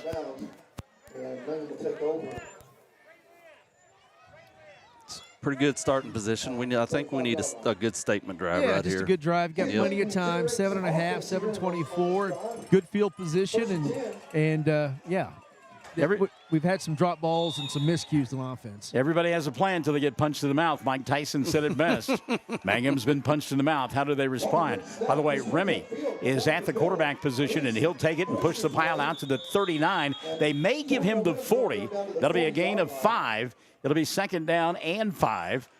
As Ryan Lane has joined us, our special correspondent from Altus, Terry Hopper, is watching as well. But a gain of 5 by Remy. It'll be 2nd down and 5. Got some of their own medicine there. Just give it to a big back and push forward. Yeah, and we know that Laughlin can spin the ball really well, but he's a big, strong, physical kid as well. Gillespie now in the backfield. They'll hand it off to Colton, trying to turn the corner. And he was a block away from turning the corner, but a good job by Konawa to fill out on the edge. And no gain on the play. It'll bring up they'll give him a half yard. 3rd down and 4.5. Shelly Jenkins has joined us. So 3rd down and about 4. Ball halfway between the 40 and the 41. The line of 8 to the 45-yard line. 6:20 and running the first half of play. Konawa on top. Long snap count. Remy wants to throw. Pass is incomplete. It was behind Colton Gillespie. And it's 4th down. Guys, a little bit surprised by the pass play there? I was, yeah. I mean, I think we'd run it and get what we could. But well, here's why I'm surprised, because I think he'd made up his mind, Sam Powers, that he was going to go for it on 2 downs. And I'm surprised he didn't run that first time. I get a hard count here. Could be.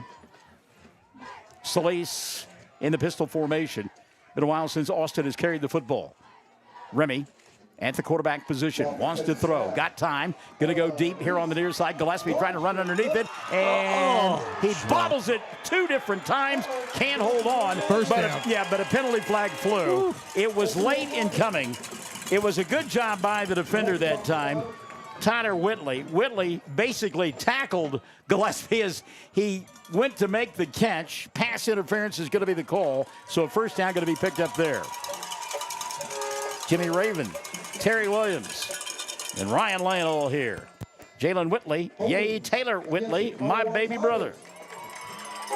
So the pass interference will give Mangum a first down. It'll move the sticks. That's not like in the NFL. You don't do it from the point of the infraction. You walk it up from the line of scrimmage. Yep. Keith Billy says, go Konawa Tigers. Patricia Adams, go Mangum Tigers. That's on YouTube. And, again, a ton of folks on YouTube. And 121 on the Facebook page. Glad to have you all alongside.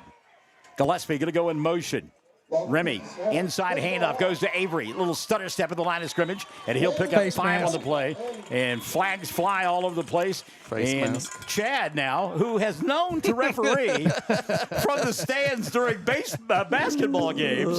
Yes, I have. has got the call there on the face basket. That was an obvious one, yeah. Yeah, he got his head pulled back. Scott Duck says, let's go, boys. Well, we've had a couple of penalties go our way on this drive, but, somehow get this punched in. It'll be, again, big momentum and much needed for the Mangum psyche. Yep. We're at the midway point of quarter number 2, and Sovereign Bank bringing us period number 2. Mangum trailing 7-0, driving the football here. They've got it at the Konawa 31, 1st and 10, pistol formation. Remy going to hand it off to Solis, and Austin, a little stutter step at the line of scrimmage. He may make the 30 and no more. And you heard Chan talk about some of the big bodies along the line of scrimmage. C.J. Arroyo is one of those big bodies. Yeah, he is a big dude. They have scouted Gillespie and very well. Yeah. So they are denying Colton. You're right. Donna Terry is watching. 2nd down and 9.5. Handed off to Solis on the right side. And again, he's going to get tackled behind the line of scrimmage. Yes. Penetration there, Braylon Hunter. Or actually, it's Jeremiah Flores with the stop. Well, you got 2 downs to get 11, 12 yards. So see what Coach Powers draws up. Scott, what are you going to do here? I think I'm going to do a little screen out pass to Avery. Okay. Roll the opposite way and then throw it back here to the near side? Yep. Laughlin looks, now fires. Fastball caught by Avery. He made the catch at about the 25-yard line. It'll be 4th down and 4 for Mangum. Barbara Johnson says hello to Shirley Vaughn. Colton Laughlin just double clutched and was so tall, able to see over the defense. He just rifled it in there. See, Michael's wearing off on you. You said Colton Laughlin. Oh, I did. Yeah. That's Remy. That's a dollar bill into the fund. You've done so many games like Barnes and I eat these names. Pass out here, caught by Gillespie. Good No, defense. Slapped away at the end. Great defensive play there by Tyler Whitley. Whitley made the play because it looked like Gillespie makes the catch for the first down. Yeah, nothing wrong with that play. Good design. It was just defended perfectly. Throw was on the money, too. So with 4:20 left in the first half of play, Konawa going to get the football back, leading 7-0. So the offense had some life there. Now can the defense answer? Jeannie Bicknell, way to go, Konawa Tigers. Yeah, you get the feeling this is not the Thomas game. You don't want to get down 2 scores. No.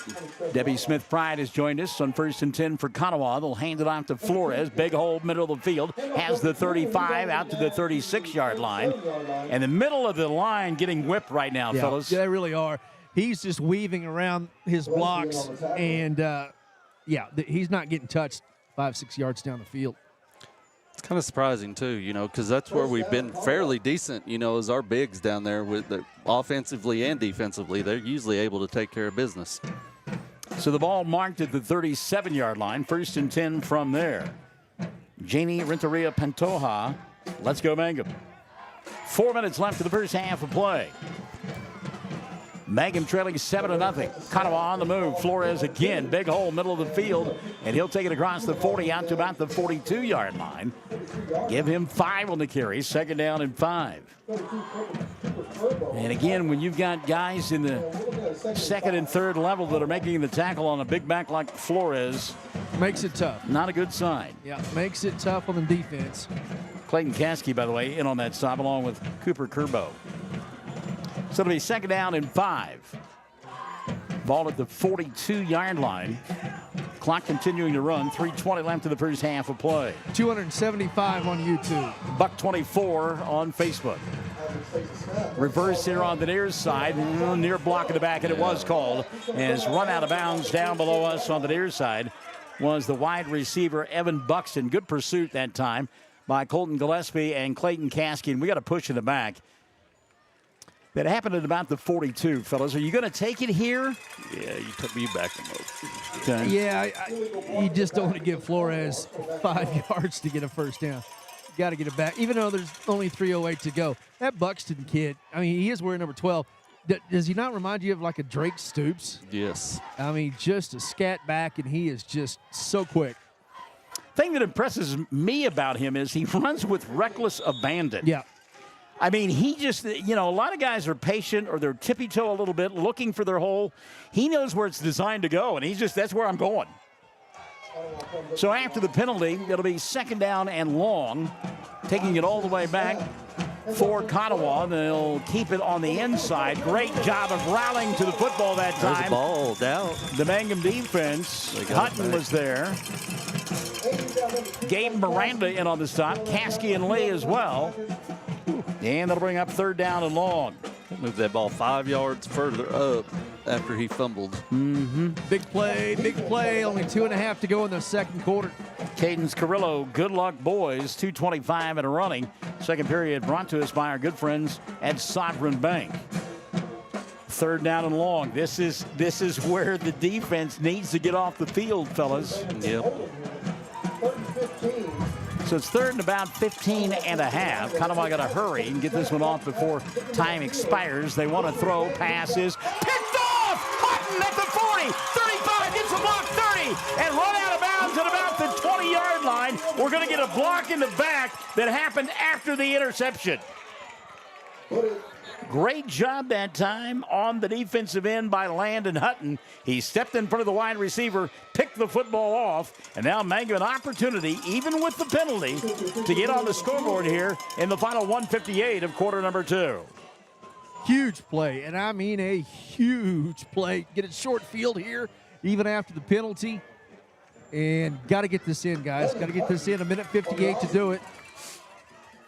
Well, we talked about getting off the field on 3rd down and long. They certainly did with the interception. Yes. Penalty going to take it back to the 42-yard line. But Chad talked about it, Scott. Short field with a minute 58 and 3 timeouts. Yeah, I mean, that's plenty of time. We've seen Mangum score in, 10 seconds or something like that several times. So Bo Rogers back in at quarterback. Pistol formation. He will go with Austin Solis. Hand it off to Austin. Gets some room on the right side. Ran it his own man. Bounced off that and will take it inside the 40. Down to about the 37-yard line.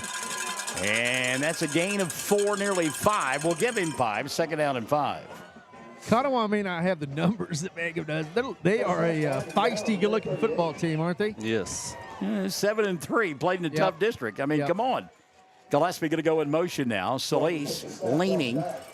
Rogers wants to throw. Screen back to Austin. It's to the 30. Still on his feet. 25.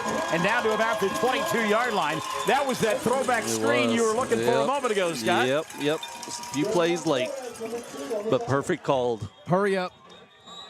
And stop as Konawa going to take a timeout. Their 3rd of the half.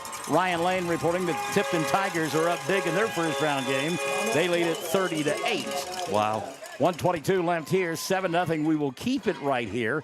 And Scott, this I think plays into Mangum's hands. I'm surprised that Konawa took that final time out of the half. Yeah, I am too. Maybe he's just trying to settle their nerves or give them a chance to breathe. Well, again, without the numbers, these guys are playing both ways. And only a minute 22 to go. Let's make sure he gets his defense where he wants it. Yep. I agree. So, give you a game reset. Mangum will have it 1st and 10. Ball at about the 22-yard line. And again, minute 22 left in the half. They've got their full complement of timeouts, guys, at 3. What are you going to do here, fellas? You can any play you want here with a minute 22 to go. I agree. I'm going to go power football. I've got him on the ropes. I'll send a man in motion. Bo going to roll here on the near side. Wants to throw. Now going to tuck. Fire. Fastball at the feet of Gillespie. Incomplete. It'll be 2nd down. We got a penalty flag on the play, fellas. Yeah.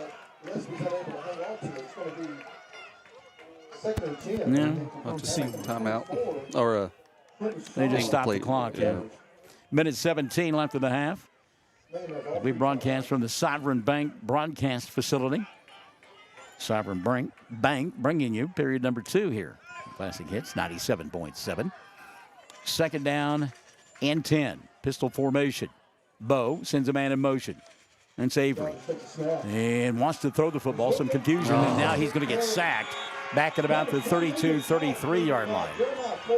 Bo turned, and it looked like he was going to hand the football off to Austin Solis. And Solis wasn't there, and a timeout going to be taken.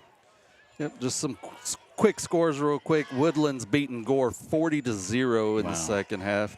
Texoma Goodwill is 12-0 over Velma Alma. Regent Prep is 23 to 14 over Ketchum. Hominies 26-7 to Central Salazar, and Ringling is beating Moreland 22-8. Those game updates brought to you by our good friends at Great Plains Bank. Here on Classic Hits 97.7. Chad, it feels like up here that the wind has freshened, and it seems like it's gotten a little bit colder. It has. Yeah, we got from the south, but it is cooling off quite a bit down here in the bowl. He told me he brought all kinds of warm clothes while chastising me because I'm in my shorts again. Yeah, he shows up like he's going to play Augusta. Well, if I was playing Augusta, they wouldn't let me wear shorts. That's right. There's that. 3rd down and long. Solis going to go in motion. Empty backfield for Bo. Gets a little pressure now. Throws across the middle. Got a man wide open. And he overthrew Colton Gillespie. Yeah. Gummit. He wasn't even wide open. He was in a different state. He was wide open. You're right. Bo just a little bit too much umph on it. And and again, I understand he's a freshman young man, first playoff game, but he had a little bit of happy feet on that one. Yeah. Didn't really get set. So 4th down and long. Bo, again, wants to go airborne, and he gets drilled. No backside help there, and boy, I tell you what. Ezekiel Solano just absolutely tattooed Bo Rogers, and Mangum will turn it over on downs with 59 seconds left in the first half of play. Yeah, if you're a freshman, I tell you what, he will not forget that play when he's a senior, because that was right in front of him. Yep. I mean, he's got to see that coming right toward him, and he will next time. But yeah, his eyes were too too far down the field. Important for Mangum here not to give up points. You're going to get the ball to begin the third quarter of play. Keep them out of the end zone. Konawa with no timeouts. Going to run the football to Flores. Boy, he's got room across the 40. 45 makes a move, has the midfield stripe, and tackled in space at about the Mangum 48-yard line. Good job by Diego Tellis. Again, he's a big dude, but he's so elusive. He is so elusive and slippery when he gets through there. I tell you what, he runs with great force. Scott, he's one of those backs that you've got to stop him before he gets past the line of scrimmage. Yep. Downhill, once he gets a couple steps, he's got his trucker motor running. 47-yard line. Pass caught out in the flat, bobbled, and a loss on the play. Good job by Mangum to cover up on that one, as the ball was bobbled by Evan Buxton, and that will cost him about 4 yards. It'll bring up a second down and 14. More importantly, it makes the clock continue to run. 20 seconds left here in this first half of play. Barbara Johnson says, go Mangum. And Konawa now being lethargic in the huddle, but they sprint to the line of scrimmage on this second down play with the clock running. Low snap, they'll shovel pass it here to Flores, stiff arm. He gets away from one tackler, runs out of his shoe, and is tackled to the midfield stripe. And that will end the first half of play. Well, knockdown dragout happening here at the Liberty Bowl on a Football Friday night, week number 11. This one as good as advertised. Mangum trailing Konawa at the intermission. It's 7 for Konawa, nothing for Mangum. And we're back after this on Classic Hits 97.7. Did you know the freshest and most beautiful long-lasting flowers always come from Flowers Unlimited in Mangum? If you want to send flower arrangements that look and smell great and last a long time, your best choice is to make that local phone call at 580-782-2122 for fresh flowers, silk flowers, gift selections, collectibles, memorials, and bereavement gifts. Make that trip to Flowers Unlimited, 113 South Oklahoma in Mangum. Halftime here on Classic Hits 97.7. Brought to us by our good friends at Cattleman's Bank. Mangum trailing 7-0. Oklahoma City Thunder, by the way, basketball score. They're in front of the Sons of Phoenix, 43-27. Mangum will have to rise from the ashes here in the second half, Scott, if they want to continue in the football playoffs in 2024. I agree. You know, it's and I don't want to say this because we're hometown announcers, but, you know, we're just not playing our game, you know, and we're not staying in our lanes. And that running back, he is, like Chad said, he's all as advertised. So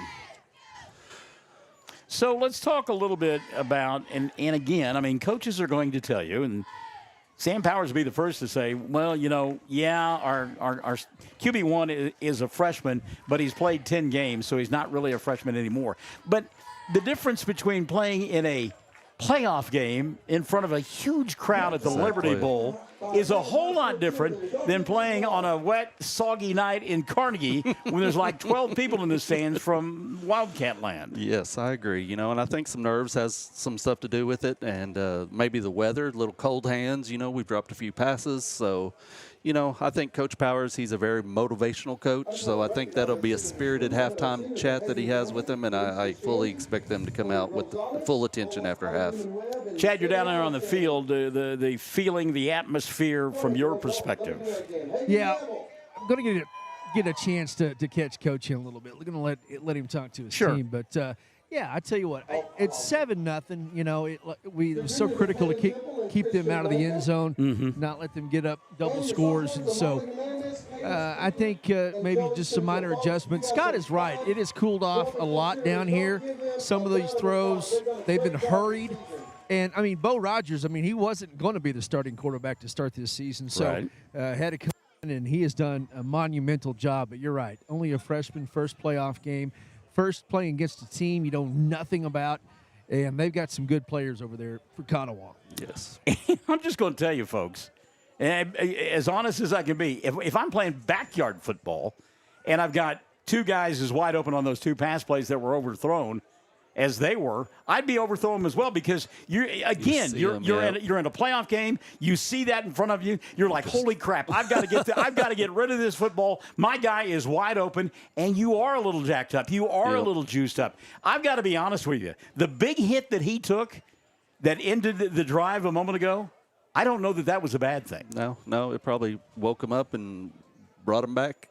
Well, and again, I mean, it's been 47 years since I played the game on a high school level, but I can remember the adrenaline, even late into a second quarter of play, really juicing through me. And until I got that monster hit that shoved the face mask down on the bridge of my nose and made my eyes water and that sort of thing, it's one of those things that sometimes you do have to get shook up a little bit, and then you're able to respond. So I agree. Yeah, you don't want to get smoked like that again. Well, no, I'm not advocating that. That play took a long time. So they got to get the running game going. Solis, you talked about it. Solis and Gillespie, they've got to get some yards from their backs from running. Those screen passes, and those have worked whenever we're able to hang on to the football. But we've got to get a running game going and get some push up front. We talked about it. The lines on both sides have got to come out in the second half and be able to get a push. Yep. I wonder, too, and Scott, I've heard you talk about it a couple of times here in the first half of play, the depth that Mangum has. And we have seen some teams that were able to stay with Mangum for a while, but because of the numbers, they eventually got worn down and could not stay. So far, Konawa has not shown that they're going to do that. No, I agree. I mean, but like Chad had mentioned too, they rely on a couple people. You take those couple people out, and you just accountability and do your job and account for those two, and I think we'll be all right. Brenda Dreyer says, "Let's go Tigers. The field looks amazing." Cassie Anderson has joined us. She says, "Go Mangum." And Cassie, good to have you alongside, kiddo. Jamie Wilson, "Let's go Konawa." Melissa Ryder, "Good job, Konawa. Let's go boys." So at the intermission, Konawa leads Mangum 7-0. It's the opening round of the Class A Division II playoffs. And you and I return to the Liberty Bowl after this on Classic Hits 97.7. Greer County Farm Bureau agents Mickey Lively and Rod Calhoun support high school sports. Mickey and Rod offer insurance for property, auto, casualty, life, commercial, and crop insurance. They're ready to serve you at 231 North Oklahoma in Mangum. Call 580-782-3827. Attention Mangum Tigers. Are you ready to show your Tiger pride? This is Lori Laughlin from Cattlemen's Bank, member FDIC. At our bank, we are always geared up and ready to cheer the Tigers and Lady Tigers on to victory. You can count on us to wear the brightest orange and black. We'll see you at the games.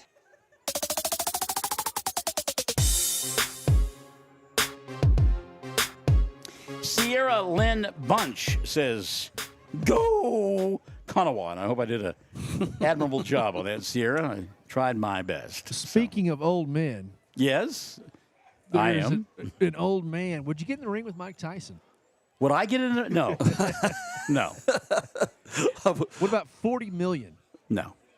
Okay. No, because I'm telling you, you take a shot from him. And I suppose if I had a trainer and I had, months to get ready for it and could cover up for, 2 minutes and take as many shots as I could and then get knocked to the canvas and not get back. Yeah.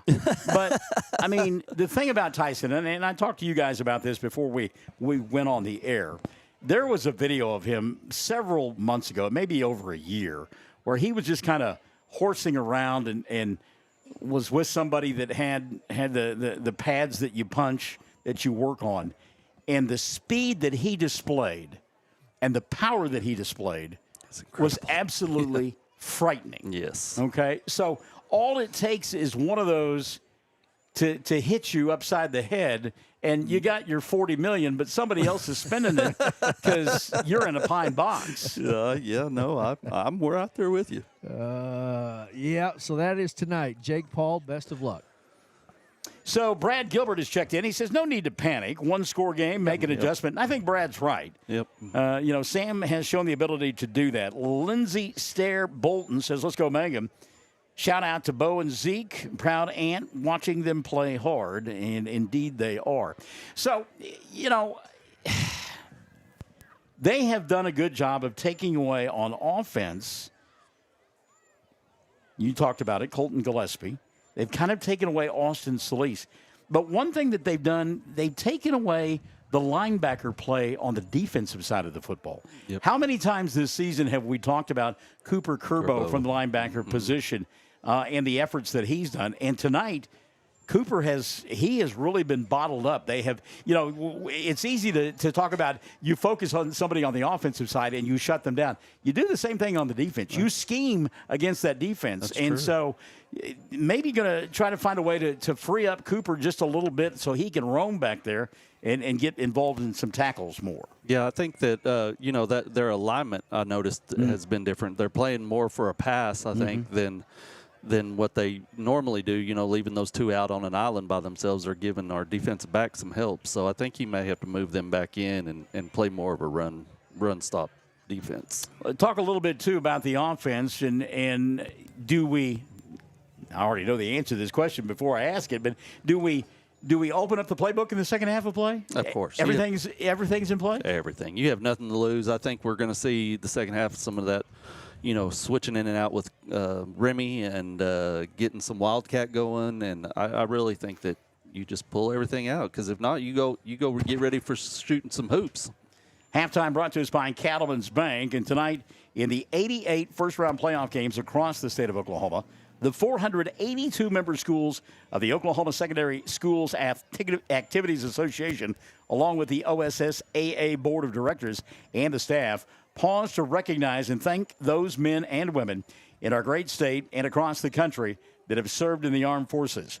This date, established by President Woodrow Wilson in 1919, was set aside to honor those veterans of the First World War and is extended to honor all who have served. So that's when Michael started in radio, right? See, I knew. I could tell by his body posture he had something to say down there. It's just too easy for him. But in all seriousness, and as we mentioned, we celebrated Veterans Day on Monday.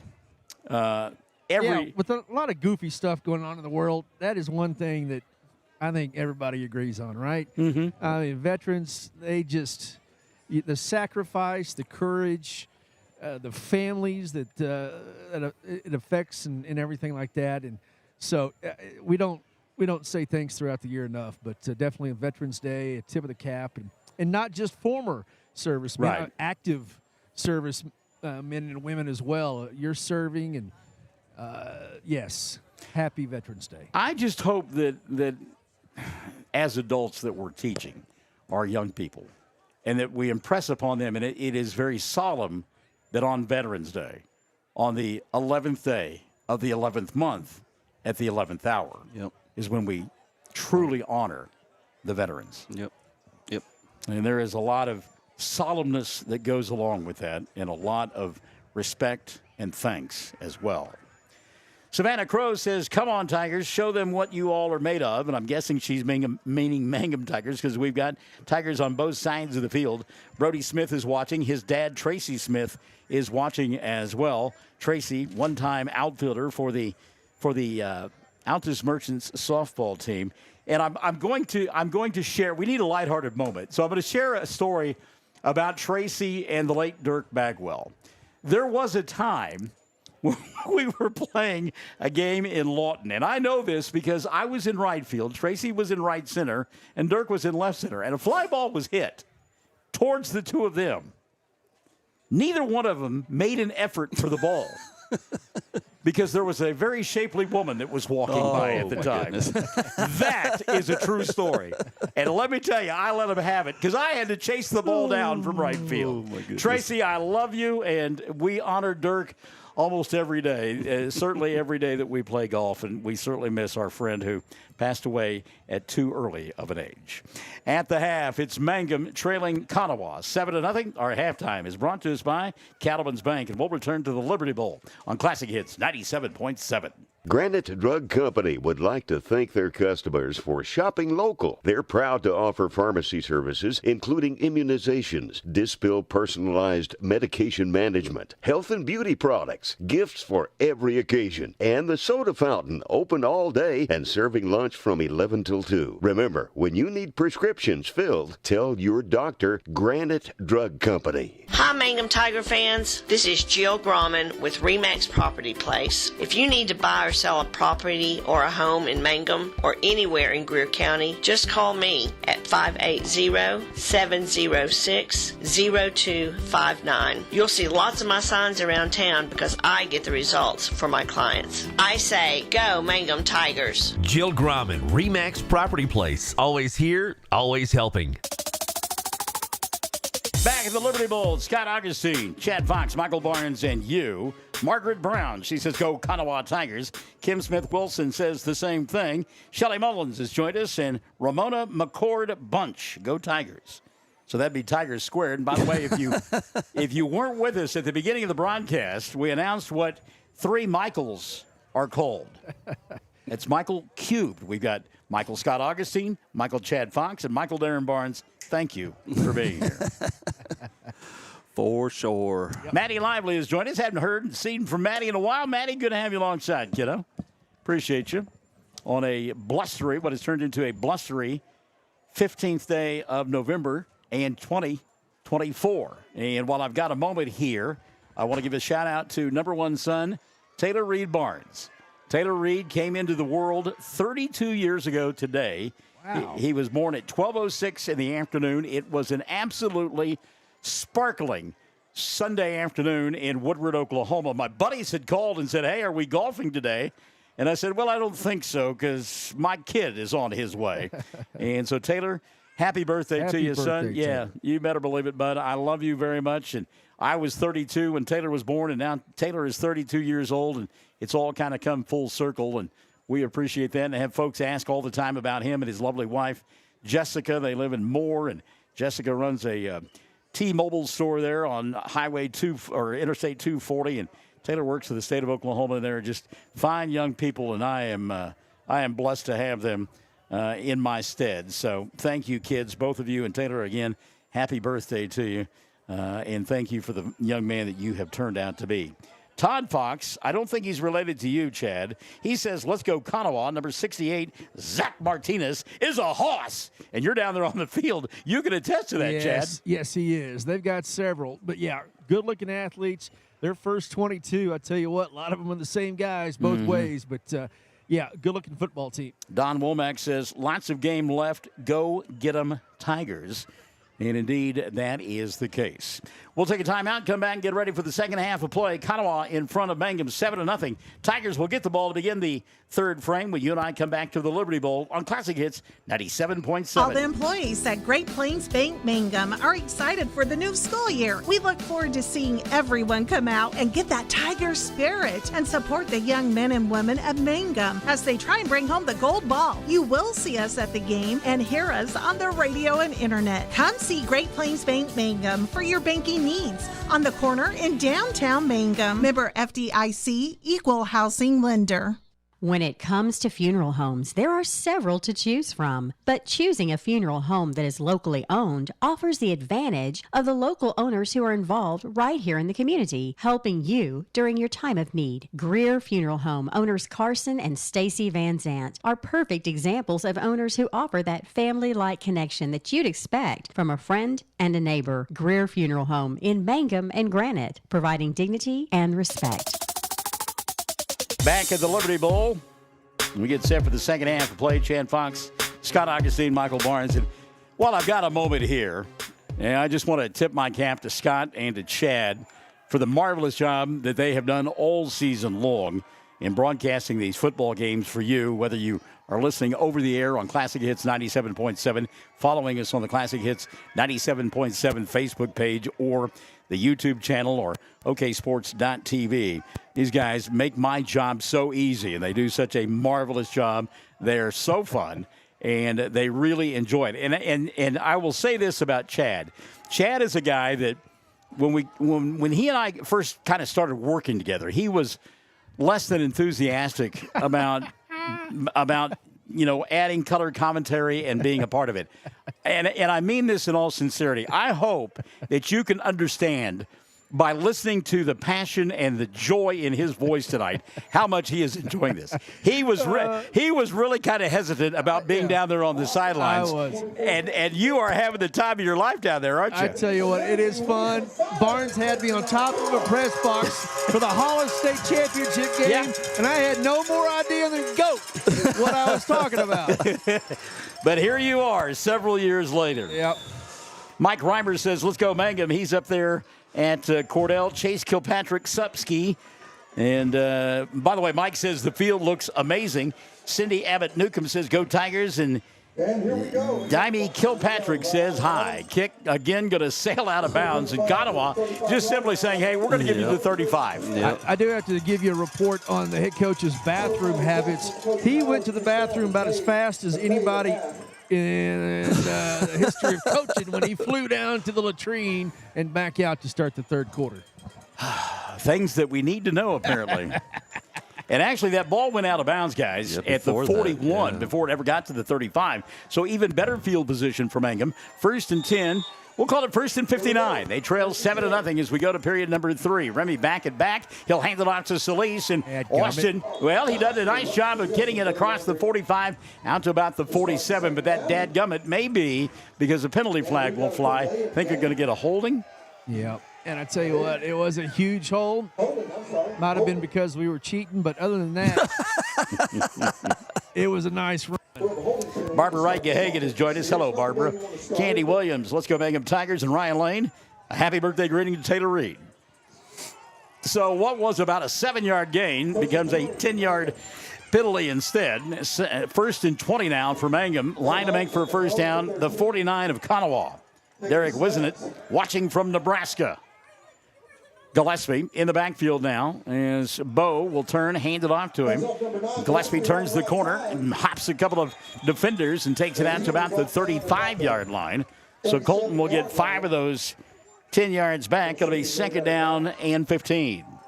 Such a big penalty to start this second half. And I think they've kind of narrowed down a couple of plays that work. We'll see if they can force the ball down the field. And they had great field position to begin the period as well. So it's 2nd down and 15. Gillespie again going to go back into the backfield now with Bo. Rogers wants to throw, has time, got a man open. Remy. By Remy. He's got the 40, 35, 30, 25, and dragged down from behind at about the 22-yard line. Great pitch and catch from Bo Rogers to Remy Laughlin. I tell you what, and that pass wasn't thrown too hard or too soft. It was right to the belly of Laughlin, and it was on the run. So Mangum going to go hurry up here. 1st and 10. Solis on the right side cuts it back inside. He'll get down to the 21-yard line. Give him 2 on the play. It'll bring up a 2nd down and 8. In a moment, I'm going to get you a comment from Jimmy Raven. It's a great one as well. When we get just a moment, I want to give it some time for you to marinate. It's good stuff. I love it. 2nd down and 8. Again, Bo wants to throw. Pass caught by Gillespie, and Colton dragged down at about the 16-yard line. You like this Mangum going hurry up, Scott? I love it, 100%. 10:25 and running here in the third. 3rd down and about 3 for Mangum as they have the ball deep in Konawa territory at about the 16-yard line. Konawa on top, 7-0. 3rd period of play, Libertyville rocking and rolling on a Friday night. Handoff Solis right up the middle of the field. Austin behind the Big Uglies. He'll get the first down. Solis will take it down to about the 10.5-yard line. And right now, Sam Powers has told the Big Uglies, you better go out and whip somebody's butt right now. Yep. Running it down their throat. Big pass play. Now they go with a pistol look Bo going to keep it himself on the left side. Gets a block from Solis. Has the 5-yard line and falls forward. Yeah, they'll mark him down at the 5. It'll be second down from there and second and goal. Mangum was just on the 10-yard line to begin this set of downs. Back to Remy. So Remy back in the backfield now. Did I see them bring Trey Williams in as well? No, I don't see him out there. Solis to the backfield. Low snap, and before this one starts, whistles will blow, and I think a penalty going to be called on Mangum. Yeah. Couple of different quarterbacks, couple of different cadences, right? Sure.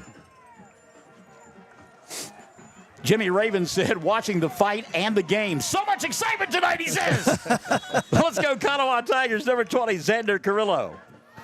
Alyssa Dreyer has joined us. Hello, Alyssa. So the 5-yard mark-off. And turning the corner is Remy. Laughlin will get the 5 yards back. And it'll bring up a third down and goal from just outside the 5. He almost got dropped for a loss, too. Got Did it around that end. Yeah, did it. He stepped through the tackle, Scott. Kept those feet moving. Yes, he did. So 3 minutes gone by here in the third. 7-0. Mangum knocking on the door. Knock, knock, knocking. Wow. Laughlin keeps it himself, and he'll get submarined at about the 3-yard line. It'll be fourth and goal from there. By the way, I've got to ask, which version of Knocking on Heaven's Door were you singing? The original.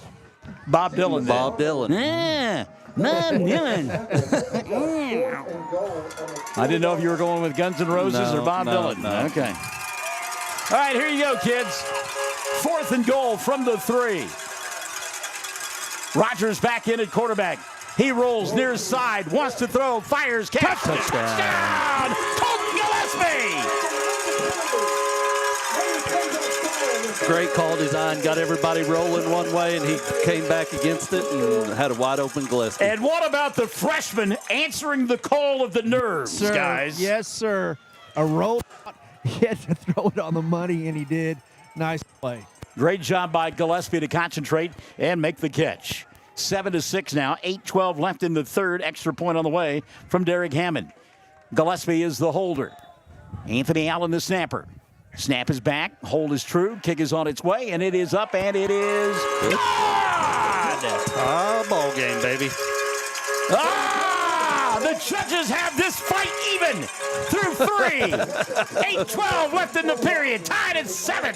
And we're back to the Liberty Bowl after this. We're Classic Hits 97.7. When unexpected illness or injury disrupts your day, immediate care is a necessity, not a luxury. At Variety Care's Hobart Clinic, we're here for you at the moment you need us most. Whether you are battling the flu, managing a chronic condition, or simply due for your annual checkup, our team of dedicated healthcare professionals is here to support you and your family with personalized care. Sooner Care and private insurance plans accepted. Visit today, 1000 South Broadway, Hobart, 405-632-6688 to schedule an appointment. That's 405-632-6688. Guys, I love the confidence Sam Powers had in his freshman quarterback. Probably told him at halftime, look, you got your butt rocked, but you're going to get more opportunities. Took advantage of it there, threw a fastball for a strike, and the touchdown. 100%. I think you've seen that halftime attitude adjustment come out, and hopefully it'll carry over to defense, and we'll just keep on rolling. So we're tied at 7. Derek Hammond set to kick the football away. Konawa not convinced that he's going to go deep with it. And got everybody bunched up between the 30 and the 23, 24-yard line.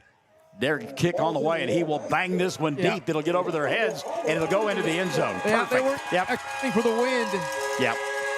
And again, you could just kind of get the feeling up here that was what was going to happen. You want to bunch everything up inside the 20? Fine. The wind's at my back. I'll let him hit a home run and kick it through the end zone. Yeah, you can see these flags here in the north part of the end zone.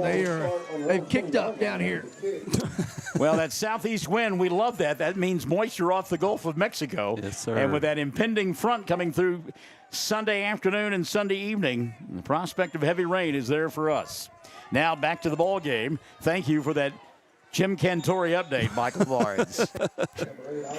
So a first down carry for Flores. Got room, middle of the field. He'll rumble, bumble, break tackles, 35-40. Still on his feet at the 45. He's in Mangum territory and finally dragged down from behind at about the 37-yard line. They will move the sticks. Touchdown saving tackle for Colton Gillespie. They gave him the 35, and just like a prize fight, Konawa took the standing 8 count, and they answered with a haymaker of their own. You mentioned it. I'd say, Michael, you've got to get him before the first 5 yards. Yeah. If you don't, he is down the field in a hurry. And he's got great footwork, Scott. Yes. He does. I mean, he's like he said, he's a Drake Stoops. He's fluid when he runs. So suddenly, Konawa deep inside Mangum territory at the 35. Low snap, jet sweep, near side, big hole, 30. Still on his feet at the 35 and down to the 21-yard line. Hard running on the jet sweep here on the near side by Evan Buxton. He's so confident. But, man, he is so fast. Like you said, his legs just churning away. If he gets on the perimeter, he's tough to bring down. So a first down carry to the 21-yard line. And just like that, Konawa goes from their 20 to the Mangum 21 in a couple of plays. Yep. They're pulling some Mangum stuff on us. Yeah, they certainly are. So first and 10 from the 21. 7-7. Flores left side, and that time they'll knock him down at the line of scrimmage. What you got to do. Cooper Kerbo. Yeah, I was just getting ready to say, Cooper Kerbo finding some space there to make a tackle. Remy came in to finish it off. But again, Kerbo has got to find that room along the line of scrimmage to make those tackles. Yep, I agree. Got to split them gaps and get him before he gets that head of steam going. So a gain of a half yard, second down, 9.5. Clock running here in the third, 6:40. And moving to the right end of your listening and or viewing device, the Tigers of Konawa. The split receiver out here on the near side. Couple of backs in the backfield. One of them in Flores. He'll get the snap, and he'll drag folks down to about the 17-yard line. He won't drag Trey Williams far, I promise you. Trey Williams on his back. Clayton Caskey there as well. And that'll bring up a third down in about 6.5. Dustin Raven, Jimmy Raven is my wife. Go Xander Carrillo, number 20. All right. You folks at Konawa, good to have you alongside. Yep, definitely. We appreciate you being there. Good football team. Now the question is, it's impressive. Going to be Flores or Buxton and gets this football? We'll see. Been a couple of occasions where the quarterback, Moses Isaacs, has kept it himself. He'll send Buxton in motion, put it in his belly, trying to turn the corner. Mangum stringing it out, but Buxton breaks the tackle and goes into the end zone for the score. I'm telling you, man, he is a lightning bug. He gets to the perimeter, and he is just up that sideline in a hurry. So, Scott, I don't know if you saw it, but a couple of the defenders from Mangum out on the edge. Turn it back in. They had their backs to Buxton when he turned the corner. Yep, trying to get off that block, and they zigged instead of zagged. So the touchdown and the answer by Konawa with 5:43 left in the third. They now lead it 13-7 with the extra point on the way. The place kicker is Sauzo. Kick on the way. It is up. It's good. It is good. So with 5:43 left in the third, we have got a Donnybrook on a Friday night in Mangum. Konawa 14. Mangum 7. Back to the Liberty Bowl after this on Classic Hits 97.7. Mangum Brick Company has been operating since the early 1900s. They're the largest private employer in Greer County. Mangum Brick is proud to support high school athletics radio broadcasts. And if you know of someone looking for work, always check with Mangum Brick, as they may be hiring. Mangum comes out, scores a touchdown. Konawa answers with their first possession of the third. Now Mangum will get it back, down 14-7. Yeah, I mean, I liked our enthusiasm coming out of that. You know, I think they're just shredding our defense right now. I mean, we've got to find an answer for that run.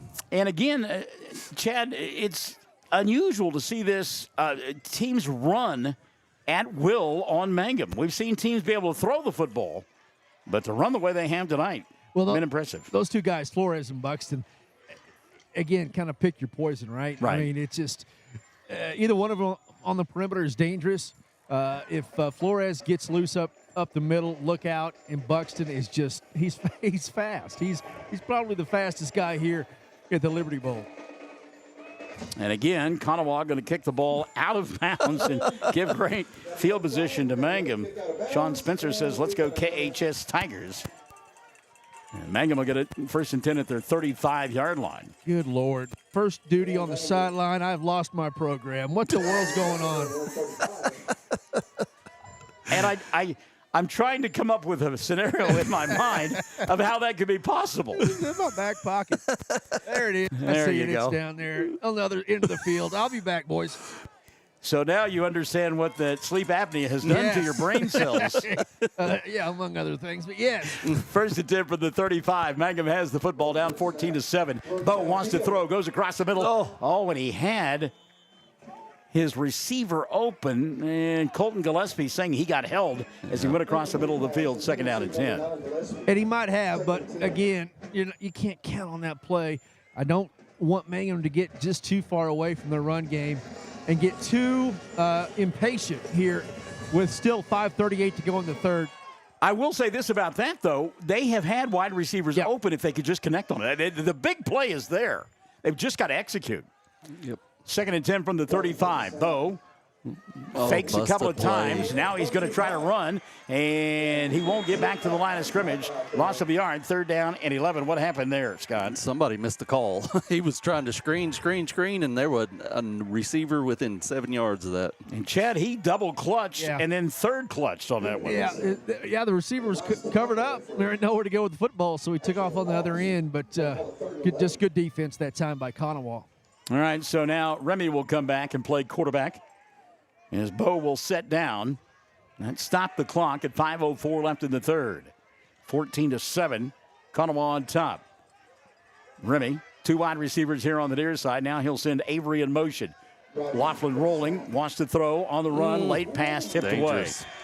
He wanted to go to Gillespie, and he had Colton open, but that ball stayed in the air a long time, and good speed by Quentin Shaw to swat it away. It'll be fourth down. Yep, got to punt it away, play defense. Kathy Ramirez has joined us. Hello, Kathy. Well, you punt it, but again, if Konawa falls asleep on that rugby kick, you may let Laughlin try to pick up the first down. He's got it. The 45-yard line of Konawa is, or rather of Mangum, is the first down area. They got gunners on each side. High snap. Remy gets it, now boots it away. High end over end kick that will bounce inside the 30 and finally quit at about the 27-yard line. Sierra Lynn Bunch, K-Town, she says. Heather Gore, let's go Javi. Or Javi, I bet it's Javi. So Mangum now has struggled on the defensive end here in the third period of play. Got a chance to bow their neck right now with 4:38 remaining, down by a score, 14-7. Yeah, we need another one of them interceptions, but I would be a betting man, foolish money, if I didn't say they were going to keep it on the ground. I'm not. Yeah, I'm going to have Moses Isaacs handing the ball off to the guy wearing number 2 or the guy wearing number 12. So first and 10 for Konawa. They lead 14-7, and they're going to send a man in motion, long snap count. Flores will get it and bang across the 30 out to the 31-yard line. What a collision there. Clayton Caskey gets credit for the tackle, but boy, he really got rocked by Flores. Gain of 4, second and 6. He made 5 yards before anybody even touched him. Yeah. And again, in the line of scrimmage, and you talked about it, and running away from Trey Williams' side of the field. Jake Green here on the near side as well. That means Shane Lee has got to step it up. Now Mangum will flip-flop and go strong side to the far side of the field. Man in motion here on the near side. A little shovel pass to Flores. Flores, ball eluding tacklers, ball on the ground. Mangum got it. Remy Laughlin on the football. We talked about Flores in that first half covering up the football with both hands. That time he got it out away from his body, and Mangum punched it away. Yes, sir. Made him pay. Huge play.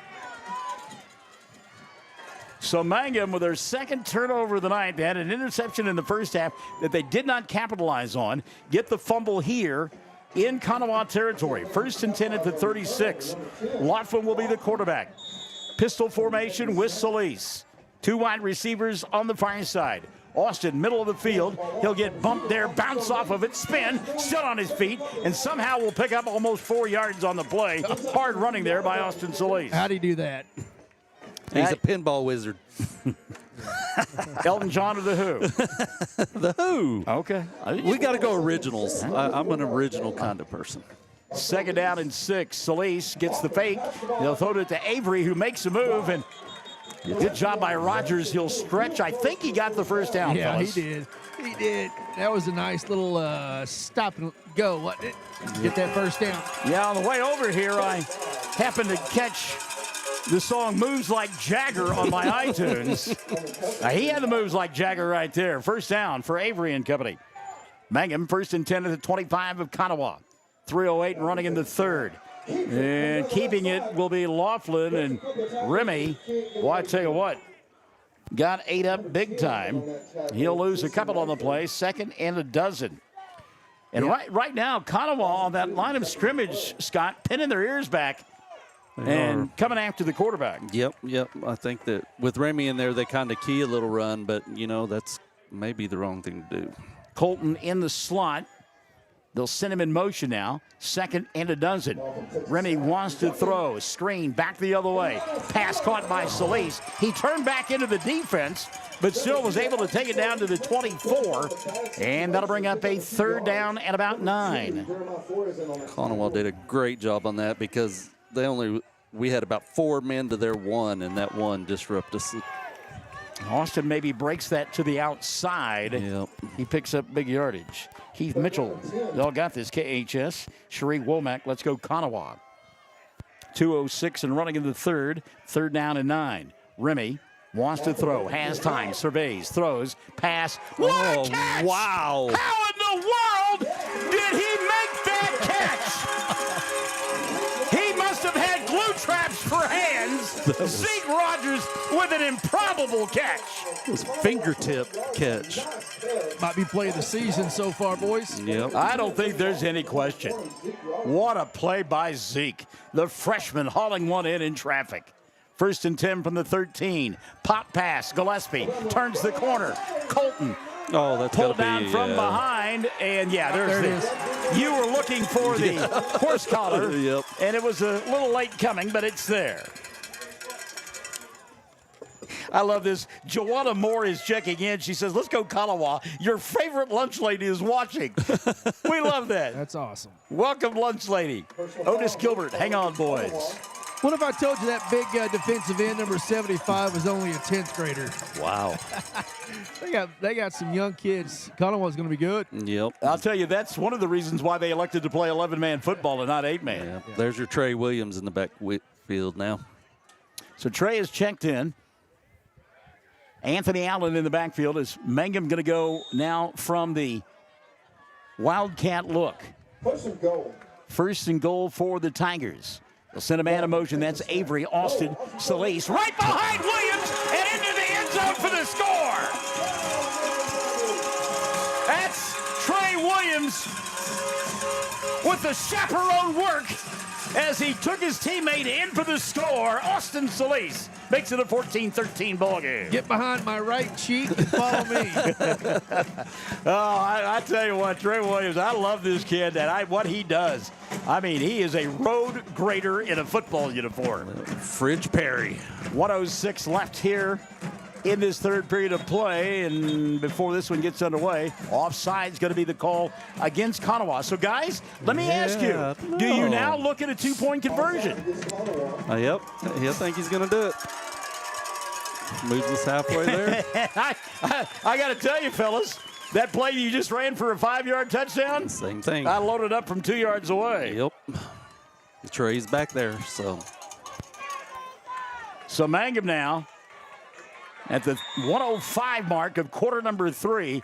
After the offsides against Konawa, they're going to go for 2. Those big uglies trying to get the fans into this one. Jake Green You can hear the train horn down below us. He's going to have to take a timeout. Yeah. Mangum, a little bit of confusion on the two-point conversion. You and I will take a breath. 1:05 left in the third. Two-point conversion coming up. Konawa 14, Mangum 13. Classic hits 97.7. Ashley Slayton, family nurse practitioner, and the rest of the friendly faces of the JCMH Family Care Clinic in Mangum treat all ages, children through adults. This means we are all yours for well child exams, annual checkups, as well as those illnesses that can hit us. We also do management of chronic illnesses like asthma, diabetes, and high blood pressure. Same-day appointments are usually available. The JCMH Family Care Clinic is located at 114 South Lewis Tittle in Mangum. Call 782-3393 for appointments. Out of the timeout, Mangum with a two-point attempt, trailing 14-13. 1:05 left here in the third quarter of play. Anthony Allen in the backfield. He is there with Austin Solis. Austin gets it, goes behind Trey Williams. Exactly same play. Yeah. You didn't stop me before. I can do it from 2 yards away. Yep. And at the 1:05 mark of quarter number 3, Mangum leads for the first time tonight. 15 for Mangum, 14 for Konawa. Don't go anywhere. Classic hits 97.7. Folks in Mangum know what to do when they need to quench a thirst, curb a hunger attack, or cool down with an ice cream. They just make the loop at 918 North Lewis Tittle in Mangum. The Loop, supporting the Mangum Tigers and Lady Tigers. Our good friend Sherry Shepard Kendall says, great job, Shano. Tanisha Phillips, let's go Tigers. Oh, my goodness, guys. This is as good as advertised. Yes, sir. I agree. So that penalty helped us out, and we went for 2, and you know, Coach Powers likes a gambling man every now and then, so he took the odds. Well, when your odds are as big as Trey Williams, yeah. I'm going to go ahead and go with them. Yes, sirree, Bob. See if Derek can't kick one through the end zone again. Hammond, end-over-end kick, and it will go over the head of the wide receiver. I believe he touched that football, and it will get into the end zone. That was a bit of a break there. Because I'm like you. I think he touched it. Thought he had a fingertip there. Speaking of fingertips, Jackson Reisner, he says, check those gloves of Zeke Rogers after that catch a moment ago. That was unbelievable. You know, last week against Carnegie, he caught a football, and he caught the back half of the football going down the sidelines. Wow. That was very similar in the fact that he caught the back half of the football, but did it in traffic. Yes. Savannah Slayton says, this is difficult. I lived in Konawa, but I'm watching for Austin Solis. What a great ball game. Flores on the carry. He'll break a tackle and drag people across the 25 out to the 26-yard line. I mean, you know who you got to stop, right? Yeah. You got to stop Flores and Buxton. So everything has got to be key toward them. Make somebody else get the ball in their hands. You know what? I've appreciated the respect between these two clubs here tonight. They have helped one another up. I mean, they have tattooed one another, but there has been no jaw-jacking going on all night long. And this is as pure as football can get. Yep, I agree. Good game. Good game for sure. You know, I'm almost to the point that you just sell out for that. You know, you leave your defensive backs out on an island by themselves, bring that safety down, and you stop that run. So second down, they want to throw. Konawa pass caught out in the flat, giving chase to Buxton as he'll take it across the 35 out to the 36-yard line. And that was Remy Laughlin giving chase, made the tackle. And they'll move the sticks with 13 seconds left here in this third quarter of play. See if Konawa runs another play. Remember, they will be going from south to north in the fourth quarter of play. The wind will be at their back, and that will be the end of the third quarter of play. 12 dandy minutes set to unfold. Come on back to the edge of your chair. The Liberty Bowl is rocking. Mangum 15, 14 for Konawa. The fourth coming up on Classic Hits 97.7. Hey, come on by the Mangum Tag Agency at 108 East Pierce in Mangum for all your vehicle tag and registration needs. Driver's license, ID renewals, including CDL or Add Real ID. We now offer initial issuance and out-of-state driver's license and ID transfers. And we issue Pike Pass. For fast, friendly customer service, come see Tom, Cynthia, or Adam. We're here for you. Check us out online at mangumtag.com. For tag renewals and more information, phone 580-782-3004. The Mangum Tag Agency says, go Tigers. Don Womack says, nice job, Mangum. Toby Lanning, let's go, Mangum. Shelby Lynette Campbell, let's go, Konawa. Anissa Palmer, let's go, Konawa. Cheryl Womack, Konawa Tigers, yay. Buxton is hurt, boys. Uh-oh. He's on the far sideline, and he was kind of limping around after that last tackle, and he's been trying to get loose. Yeah, let's hope that he can. Yeah, for sure. They're honoring veterans now. We'll give you that note here in a couple of minutes when we get the opportunity. First down and 10 now for Konawa as they move from left to or right to left on your listening and or viewing device. Flores, big hole right side, and he'll drag it across the 42 to the 43-yard line. Shane Lee in on the stop. Cooper Curbo in on the stop, but again, a 6-yard gain for the big back Flores, and he didn't get touched till he got 6 yards down the field. Yep. So last week, Scott, a conversation that we had with Sam Powers, he told both Chad and I how important, even though they lost that ball game to Thomas, how important that close ball game was to them. Yep. Because he knew that he was going to have games like this in the playoffs, and here we are. I agree. Regina Christine, great job, Austin. Handoff here, and we get a new back carrying the football. He'll get across the 50 down to the 48-yard line. And on the carry is Bennett Henson. So Bennett Henson knocked down by Lee, but again, all the way into Mangum territory at the 47-yard line. He's a freshman. Megan Moss-Greer has checked in again from Altus. Megan, good to have you alongside on a football Friday night, week number 11. Minute gone by in the fourth. Mangum on top, 15-14. Our fourth quarter is brought to us by Cattleman's Bank. Both teams have come out throwing haymakers here in the second half. Each team scoring each time they hand the football. Skip pass here in the flat, and good open field tackle there by Colton Earls. Yeah. Earls dragging down Evan Buxton. Yeah, you got to get him early. Tell you what, Flores has the benefit of too is really basically a fullback that's right in front of him. Yeah. His name is Kawano, and I tell you what, basically it is an I formation, except the quarterback is back in the shotgun. They just turn around, and Flores has got that fullback already in front of him. He's getting past that first block. Second down and 9. Flores on the carry. He runs into big O Trey Williams, and Williams will drag him down at the 42, a gain of 3. That brings up a third down and 5. Certainly this is 4-down territory for Konawa. Yep. 9:50 left and running here in the fourth quarter. Yeah, I think if we can find a stop here, I think we'll feel a lot better about things. Well, and Chad, you talked about the wide receiver, the fleet-footed Evan Buxton. He is hobbling.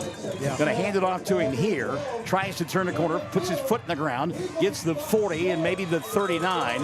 They will give him the 39. That'll be short of a first down by a yard, 4th and a yard. Crystal Buxton says, Evan is my grandson. Barbara Johnson gives us a woo-hoo. Shelly Mullins and Devonia Bogart have all checked in. Big play here, guys. Yeah, it'd be nice somebody shoot a gap or something and get the legs of Flores early. Yep. He's probably going to get it. Well, you would think so. Moses Isaacs has shown that he can carry the ball on occasion. Mangum crowd on their feet down below us. 4th and a yard, and Mangum just gave him a first down. Konawa folks across the way like that. Hard count and into the neutral zone. Use some of our own medicine against us. Well, you know, I heard an interesting thing from a former defensive lineman talking about what you should do on a play like that. And instead of being forward with your body weight leaning forward, you need to be back on your heels. Yep. And then if you do move, won't be going into that neutral zone. So 1st and 10, Flores on the carry, breaking tackles inside the 30 down to the 26-yard line. It'll be 2nd down from there. They'll mark him at the 27 and actually the 28, so he didn't get the good spot that I thought he did. Nonetheless, he picked up 5. My goodness, 2nd and 5. Carolyn Hooley, by the way, thank you so much. And you're right. My tag team partners, Scott Augustine and Chad Fox, are some of the best in the business. You are absolutely right, my friend. Jared at Jumper says, let's go Konawa.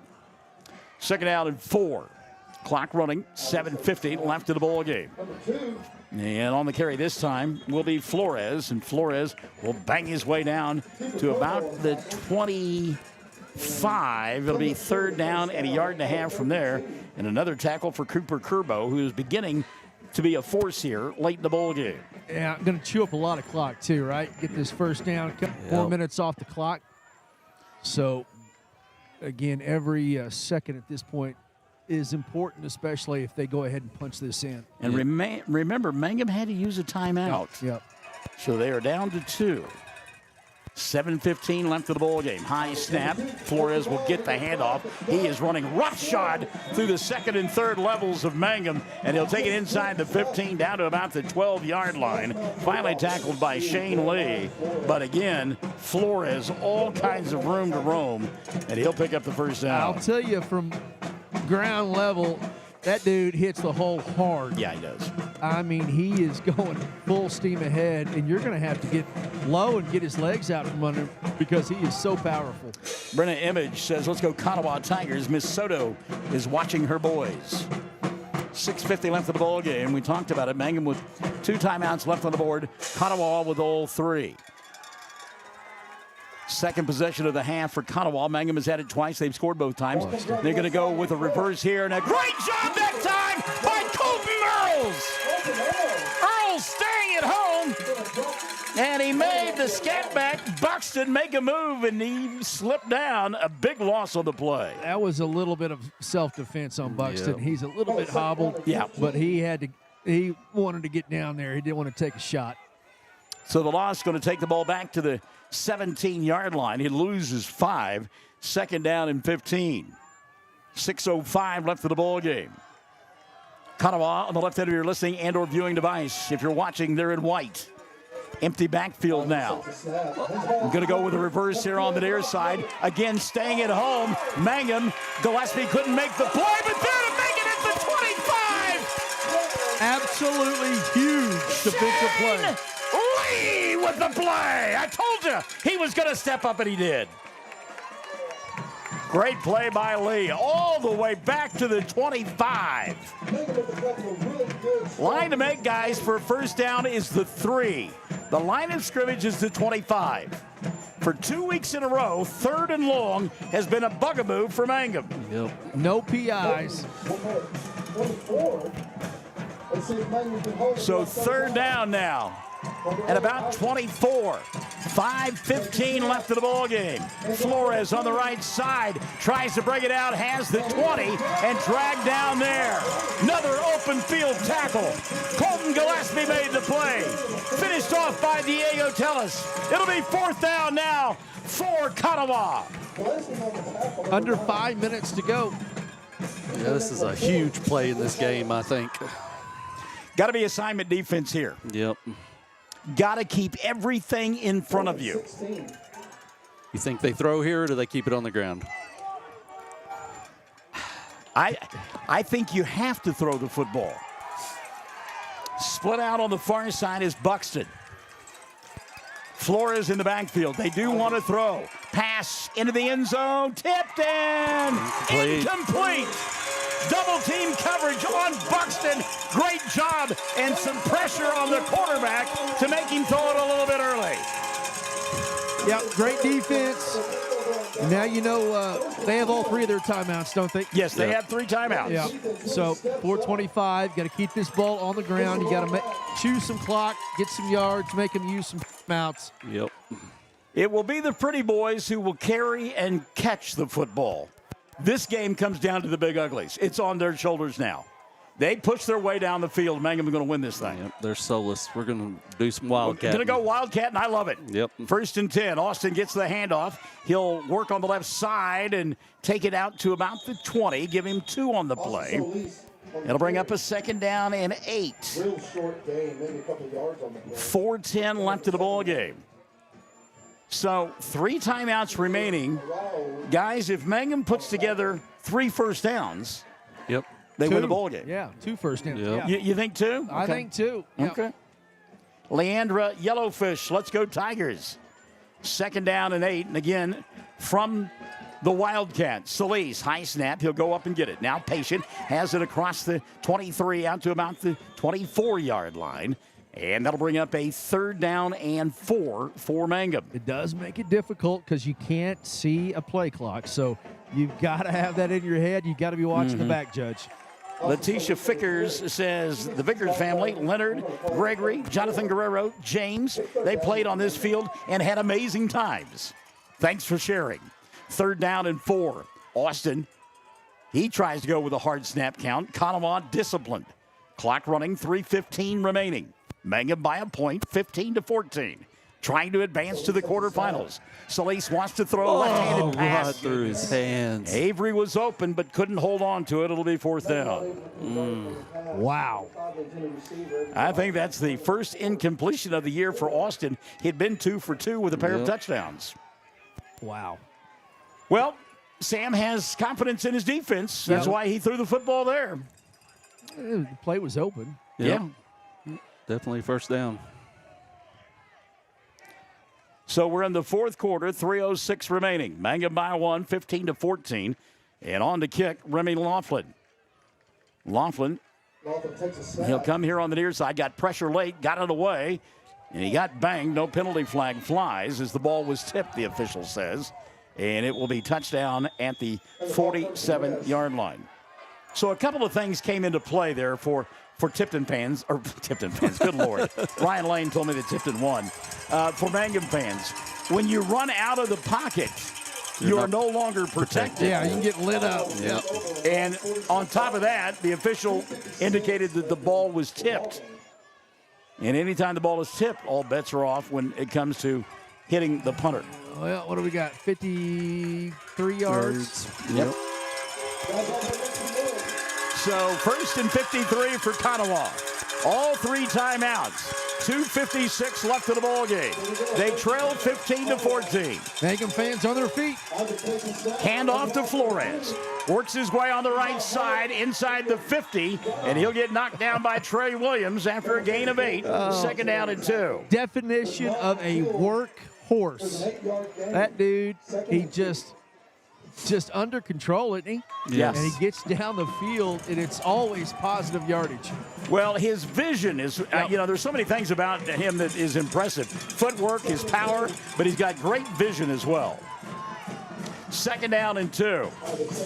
Back to Flores, right side. They continue to work that side of the field, and Flores will take it inside the 40, down to the 38-yard line. It'll be 1st and 10 from there for Konawa. I just don't think we've given enough credit throughout the night to that fullback, because that fullback has popped that line, and that first defender for Mangum just doesn't have a chance. Right. Mindy Green is checked in. She says, go Tigers. Konawa with the football. Clock running, 2:05 remaining. They trail 15-14. Have it inside Mangum territory at the 38-yard line. They'll hand it off to Buxton. Tries to turn the corner, gets a block, has the 35. Gillespie turns him back inside and going to be tackled at about the 33-yard line. He got some new life, doesn't he? Yeah, amazing what happens when that clock gets under 2 minutes, isn't it? Ryan Lane telling us that the Mangum Tigers trying to join the Hollis Tigers and the Tipton Tigers in advancing to the 2nd round. Steve Gurley says, let's go Mangum. Konawa saying, we're Tigers. Good point. 90 seconds of running in the 4th quarter of play. Second down and 4. Flores turns it back inside. There we go. Kerbo is there. Great play.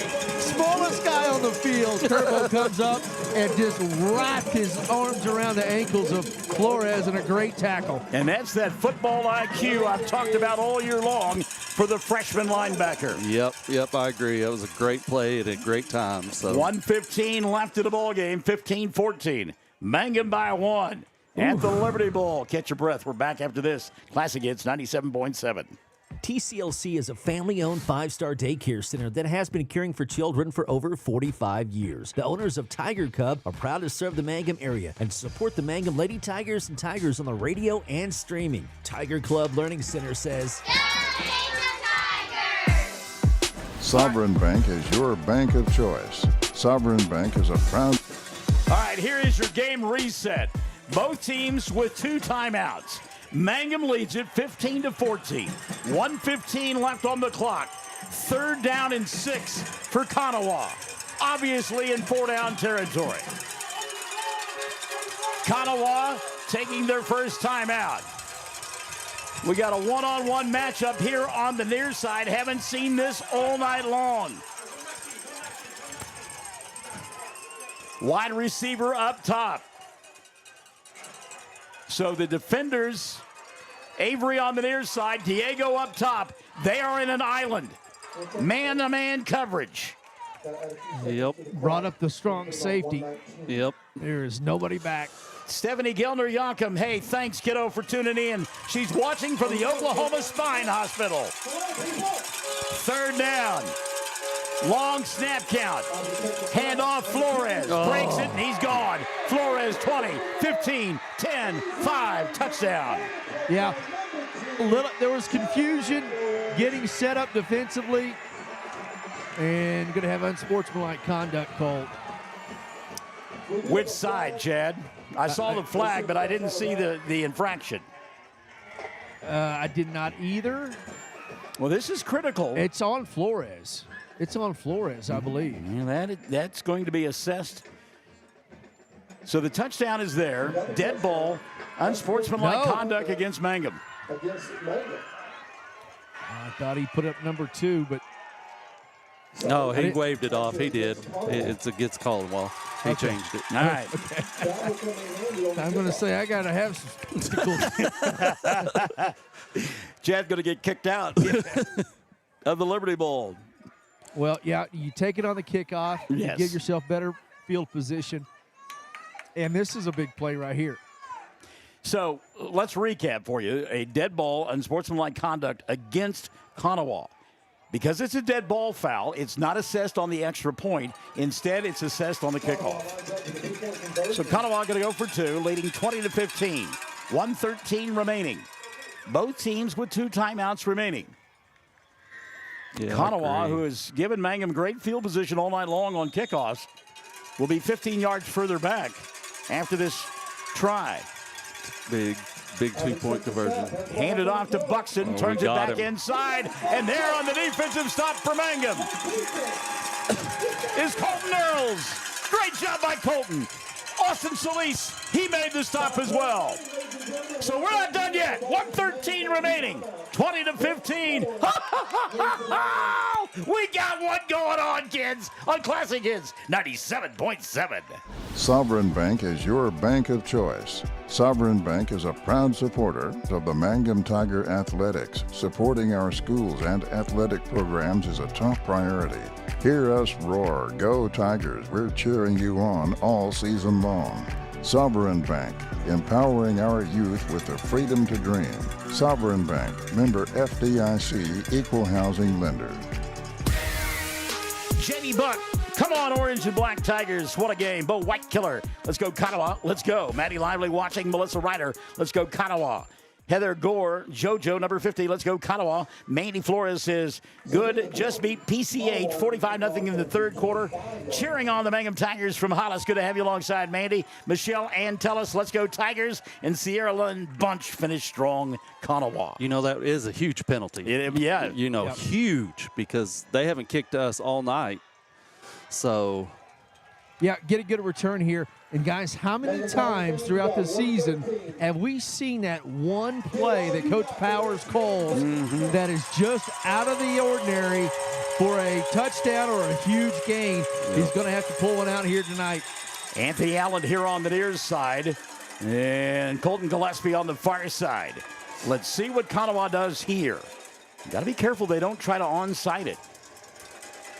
Kick is on the way, end over end. Gillespie tries to go up and get it, and it will go out of bounds. That is one of the worst things that could have happened. Yes. Yeah. Let it go out of bounds. Holy cow. Yeah, let that thing, because it was headed for out of bounds. You're right. And they would have had it at great field position. Nonetheless, Mangum will get the football. A couple of timeouts. They have had the ability to score in a hurry all season long. Going to need to do that here. 1:11 left in the ball game. Trailing by 5, 20-15. They'll have it 1st and 10 at their own 24-yard line. Konawa dropping that strong safety deep. Okay, folks. So Colton Laughlin watching Remy Laughlin. Now let me finish.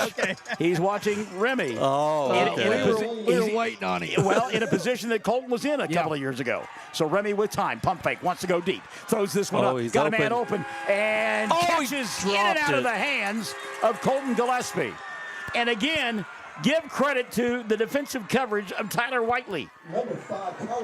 Whitley slapped that football out of the hands of Gillespie as he had it at about the 45-yard line of Konawa. Hung Konawa. up a little bit too much. And a lot of air, which normally that's just fine. It's cool, but the defenders were right there. So don't forget about Zeke Rogers. He's split out here on the near side. Avery Rogers is there as well in the slot. Only used 7 seconds. Minute 4 left of the ball game. 2 timeouts remaining. 2nd and 10 for Mangum. And Remy going to throw back here on the near side to Gillespie. Makes the catch, makes a move. Has the 30 out to the 32-yard line. He'll be stopped there short of a first down. That does not stop the clock with 50 seconds remaining. Got to hustle. Yeah. Of course, we're used to that. You know, we do play fast on occasion. Konawa player is slow to get up. Clock continuing to run. Down to 40 seconds remaining.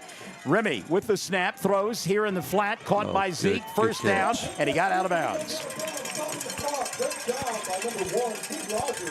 So Zeke, another tough catch. Stops the clock with 35 seconds remaining. Mangum still with a couple of timeouts remaining. A field goal does him no good. They've got to cover 62 yards in 35 seconds. Remy in the backfield. He's there with Solis. Laughlin looking, comes near side, wheel route. Catch, Gillespie, 41-yard line. What a perfect throw by Remy Laughlin. That was, perfect touch. He just floated it up the sideline. Great catch along the near sideline. The defender, Flores, was right there. 29 seconds remaining, and now Konawa takes a timeout. Oh, baby! You wanted electricity on a Friday night. You got it. Oh, man, I tell you, that was a beautiful throw and catch. So 41-yard line, 29 seconds to go. You got to have 6. And you've got your full complement of timeout. Well, you've got 2 timeouts. Yeah. So you've got it in plus territory. I almost run that out again. The wheel route with Gillespie? No, just to get out of bounds, to get maybe 10 yards down to the 30. Then you're able to take a little more shots. We'll see. We'll see what they do. Well, the thing of it is, though, and Scott, see if you agree, with the 2 timeouts left on the board, you can go in the middle of the field. Yeah, it gives you more opportunities for sure. All right, here we go. First down and 10 for the 41. Buxton is deep. 29 seconds left in the ball game. 20-15, Konawa on top. Mangum trying to answer. Laughlin rolling out with time. Got a man wide open. Makes the catch. Knocked down at the 12-yard line. Oh, baby!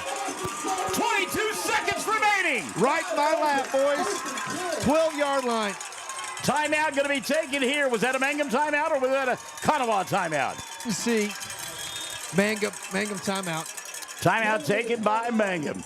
All right. Whew. Here's a game reset for you because you are absolutely losing your minds listening and watching to this ball game. Why do I know that? Because we're losing our minds here. 22 seconds remaining. Konawa on top, 20-15.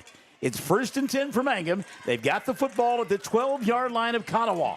One timeout remaining for Konawa. One timeout remaining for Mangum. Man. Holy cow! And what everybody everybody in the stands on their feet. It's bedlam down here. You talked about it at the beginning of the drive. I don't know if it was Scott or Chad, but that one play that is drawn up in the dirt by Sam Powers. This is backyard football now, kids. You go to the doghouse, cut right, and I'm going to throw you a fastball. Back in at quarterback, Bo Rogers. They'll send wide receivers here on the near side. Oh, we got 51 out there. We got gadget play going on. Bo looking here on the near side. Pressure, and he'll get sacked. Timeout going to be taken by Mangum. Yep. Yeah. That'll be their last one of the ball game. Yeah, took some blockers off the line of scrimmage, and then coach is coaching him up. He's just saying, just throw it away. Yep. Just throw it up in the stands. But, yeah, all the way back. What do you say? Yeah, 21-yard line. 21. 17 seconds remaining. You don't have any more timeouts left.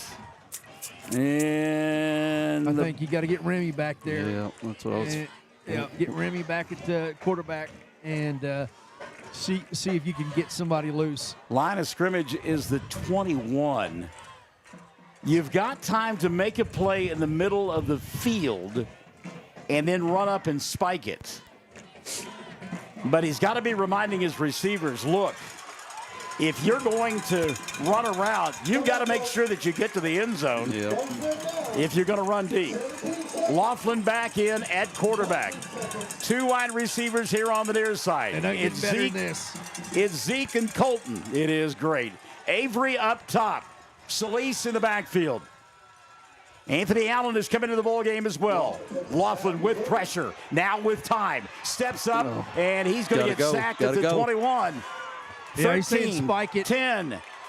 He's saying 9, spike it. 8, 7, 6, 5, 4, 3. And they spike it with 2 seconds remaining. Holy cow. I thought he was going to rear back and throw that for a second. Not sure with one timeout. No, the scoreboard's wrong. They don't have any timeouts. Okay, gotcha. Mangum does not have any timeouts. Gotcha. Konawa had 1. They're going to use it right here. Okay. Guys, this is unbelievable. Yep. This is incredible. You know, and there ain't nobody at home in Mangum, I can tell you that right now. Well, and I just want to say this. I mean, for the kids on both sides of the field, they have been working their butts off for a long time. They have gotten to a point where their season continues on one side of the football, hinging on this one play. 1 play. 2 seconds left. This is the stuff, and I think they still do this. And I know you did it, Scott.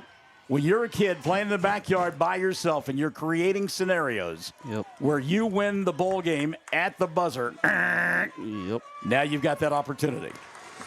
So here it is. This is the ball game in the season for one club. Buxton playing center field for Konawa. Ball at the 20-yard line. Solis, pistol formation. Going to have 4 receivers in the route. Remy in the backfield. Got to throw this one into the end zone. He will. This one up for grabs in the corner. Incomplete. Almost got it. And there was all kinds of pushing and shoving going on. And Konawa going to win the football game. Yeah, I don't think all that. You could call that pass interference. You're right. They were boxing each other out. Almost caught, though. Yeah, Zeke had it bang off of him. And again, I'm going to tell you what. Konawa, tremendous class at the end of the ball game. Yeah. The Flores kid came over, talked to Zeke afterwards, and then came over here and consoled more players as well. Yeah, a lot of hurting kids out here. What a ball game. Final score, Konawa 20, Mangum 15. Konawa advances to the second round. And we're back after this on Classic Hits 97.7. Triad Home Health in Mangum is locally owned and offers nursing, physical therapy, occupational, wound care, IV therapy, and more. All administered by people who go above and beyond for you. Phone Triad Home Health today at 580-782-5800. That's 782-5800. Mangum Regional Medical Center is going. So congratulations to Konawa. Boy, you talk about a team that was up against it, guys. Bus breaks down. They got to be shuttled over here. You know, they're the underdog playing on the road, and they get the win at the last second, 20-15 over Mangum. Yeah, there were so many key plays. Yes, I mean so many key plays, and just kind of time ran out. Mangum, I mean, pulled everything they could out of the hat, got down the field. That was a couple of big plays to get in scoring position, but just could not. Got a sack there late, and that put him behind. Had to make more of a desperation throw to the end zone. Yep. So for kids like Austin Solis and Avery Rogers, Alejandro Rivera, Colton Earls, Colton Gillespie, Anthony Allen, Landon Hutton, Aiden Loftus, Tayson Frias, Gavin Williams, Jake Green, Caden Rep, and Darius Drew. My goodness, your heart goes out to those kids. Yep, 100%. I mean, like you said, you give everything you have, and, you know, they left it on the field. You know, they never gave up, and they played hard, and props to Konawa. I mean, they come and played a game, and that running back and that little scat back, they're the real deal. Yes, they are. So, you know. Yep. Let's hang on a little bit, guys. I'll let Coach say a few words to his team, and then we'll try to catch Coach. So, and I thought about what you just said. Really rings true. You don't want to lose a ball game. Yep. But when you leave your guts out on the field and there is absolutely nothing left in your tank and you are exhausted, that's all you can ask of yourself. Yep. At the end of the day, you know, when you hang up them cleats in that helmet, you just want to say, I gave it everything I had, you know, so. I mean, two evenly matched clubs. I mean, 2 and a 3 in the district, and Konawa with the long drive. Heck, their bus broke down about an hour from here, so or 35 minutes from here. So, kudos, and they traveled well. They've got a good little team. They got some good little players, that really produce. And so you got to tip your cap, and they earned it. They earned it. Yeah, they sure did. No question about that. And I do want to take a second and thank all of the folks that were cheering for Konawa tonight, who joined us on our broadcast and were a part of it. And I will say that you, much like the kids out on the field, a classy bunch. Yep. Yeah, that's very cool. We always enjoy that. So, yeah, thank you for checking in online and posting comments. We appreciate it. Yep. All our sponsors, too. Yeah. You know, make these playoff games happen. But we want to thank JCMH Mangum Medical Clinic, because they sponsored our video throughout the season with their sponsorship and logo on the screen. And we got a lot more sports to go we'll talk about. But, there's just a heartbreaking end to what has been a magnificent season. Boy, it has been. Yes, I agree. It has been unbelievable, and the thrills and the joys that these young people have provided us. You know, and I'm talking about kids on both sides of the field. You know, we look at the athletes that we saw a couple of weeks ago up at Thomas. And the Little Bird kid and their running back and the wide receiver. How much fun they were to be a part of the broadcast. And of course, you know, our kids as well. And they are our kids. Yep. And what basically a yard shy on a 2-point conversion from winning the district. I mean, it's just incredible. Yeah, I agree. You know, high school sports, I think, you know, college and pro get all the attaboys and stuff, but, you know, you can't beat a high school sporting event. No, baseball, football, basketball, whatever, softball, whatever it is. I mean, it's just the excitement and the energy and the heartfelt. You know, it's still, I don't want to say it's not a game or a business to them. You know, it's a game. Exactly. You know, so they're not out there for the dollars or anything. They're just out there for the love of the sport, you know, so. Hey, we want to thank Sovereign Bank as well for their donation that they made to improve the press box here at the Liberty Bowl. Yes. My goodness. It's nice up here, Chad. Oh, it is so fantastic. I can't feel my fingertips. Would you stop it? Come on, man. Hey, do you think we can get Dirk Hammond come work on my yard? Yeah, no doubt. You know, that. And the whole Mangum School District. I noticed today I was driving by. I don't know if y'all have had a chance yet, but about lost the camera.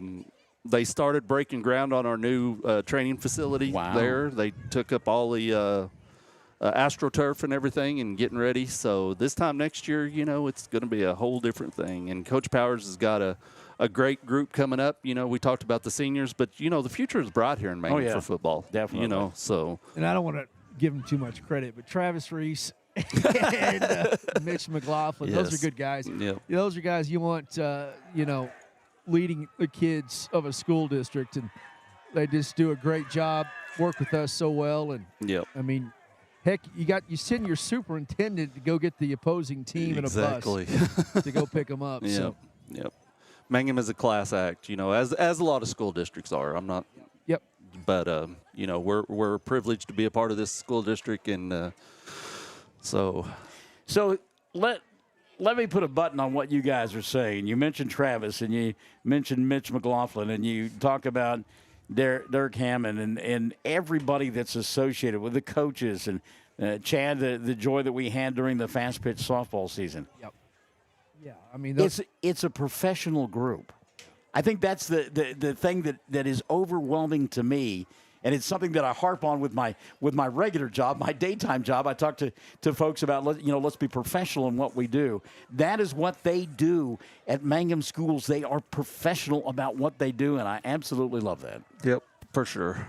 I mean, and I've had the privilege of being on the parent side of it, you know, with 3 of my kids going to school here. You know, it's a very, very friendly parent and children school. All right, let's see if we can get up here with Coach.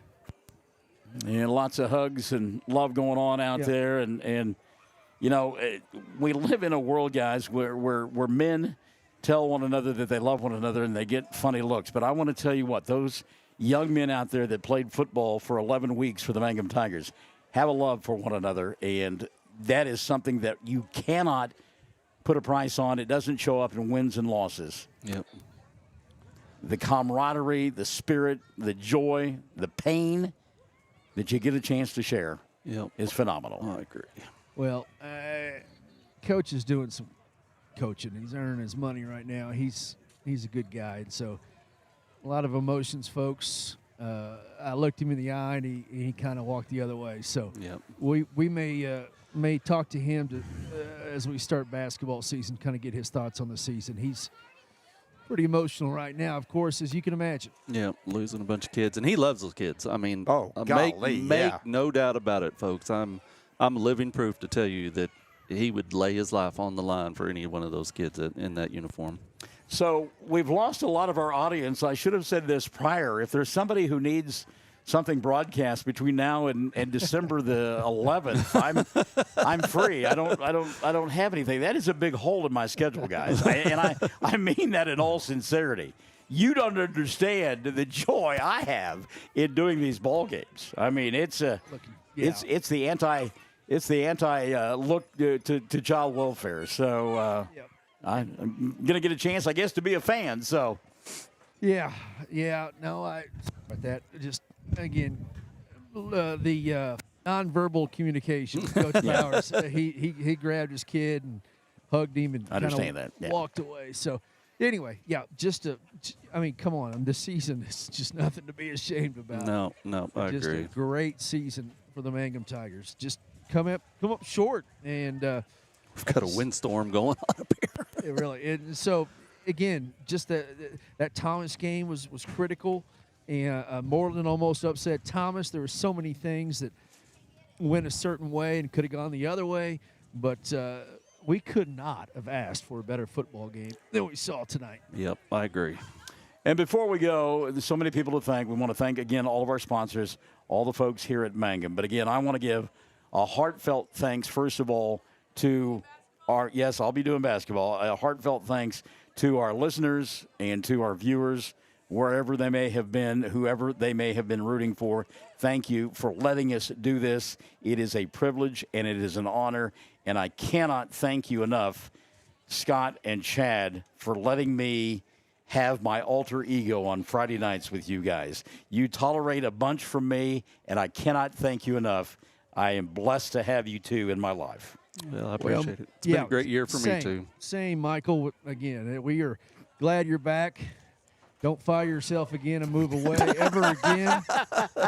And we'll keep doing this for years and years. So. I'm too damn old to be making these life changes that I've made in the last 2 years. Okay, I need to do the status quo thing, play some golf, and enjoy the final season of my life. So for Scott, for Chad, and for all of you, thank you so much. You have listened to a marvelous football game, and you followed a marvelous football team all season long. In the Mangum Tigers, we wish the best of luck down the road to Konawa and their Tigers. From the Liberty Bowl, you've been listening to Classic Hits 97.7. You've been listening to Mangum Tiger Football on Classic Hits 97.7 and at oksports.tv. Tonight's broadcast has been brought to you by 333 Dental, Cattleman's Bank, Corey Kendall Law Office, Dwayne's Auto, the Granite Drug Company, Greer County Farm Bureau, Jill Grauman, your RE/MAX Property Place Agent, Mangum Brick Company, Mangum Golden Age Apartments, Payne's Heat and Air, Sovereign Bank, The Loop, Tiger Cub Learning Center, Triad Home Health, Western Traditions, Flowers Unlimited, Great Plains Bank Mangum, the Mangum Star News, Geiger Eye Care, and Blair Tire and Feed. Thanks for listening to Mangum Tiger Football on Classic Hits 97.7 and oksports.tv.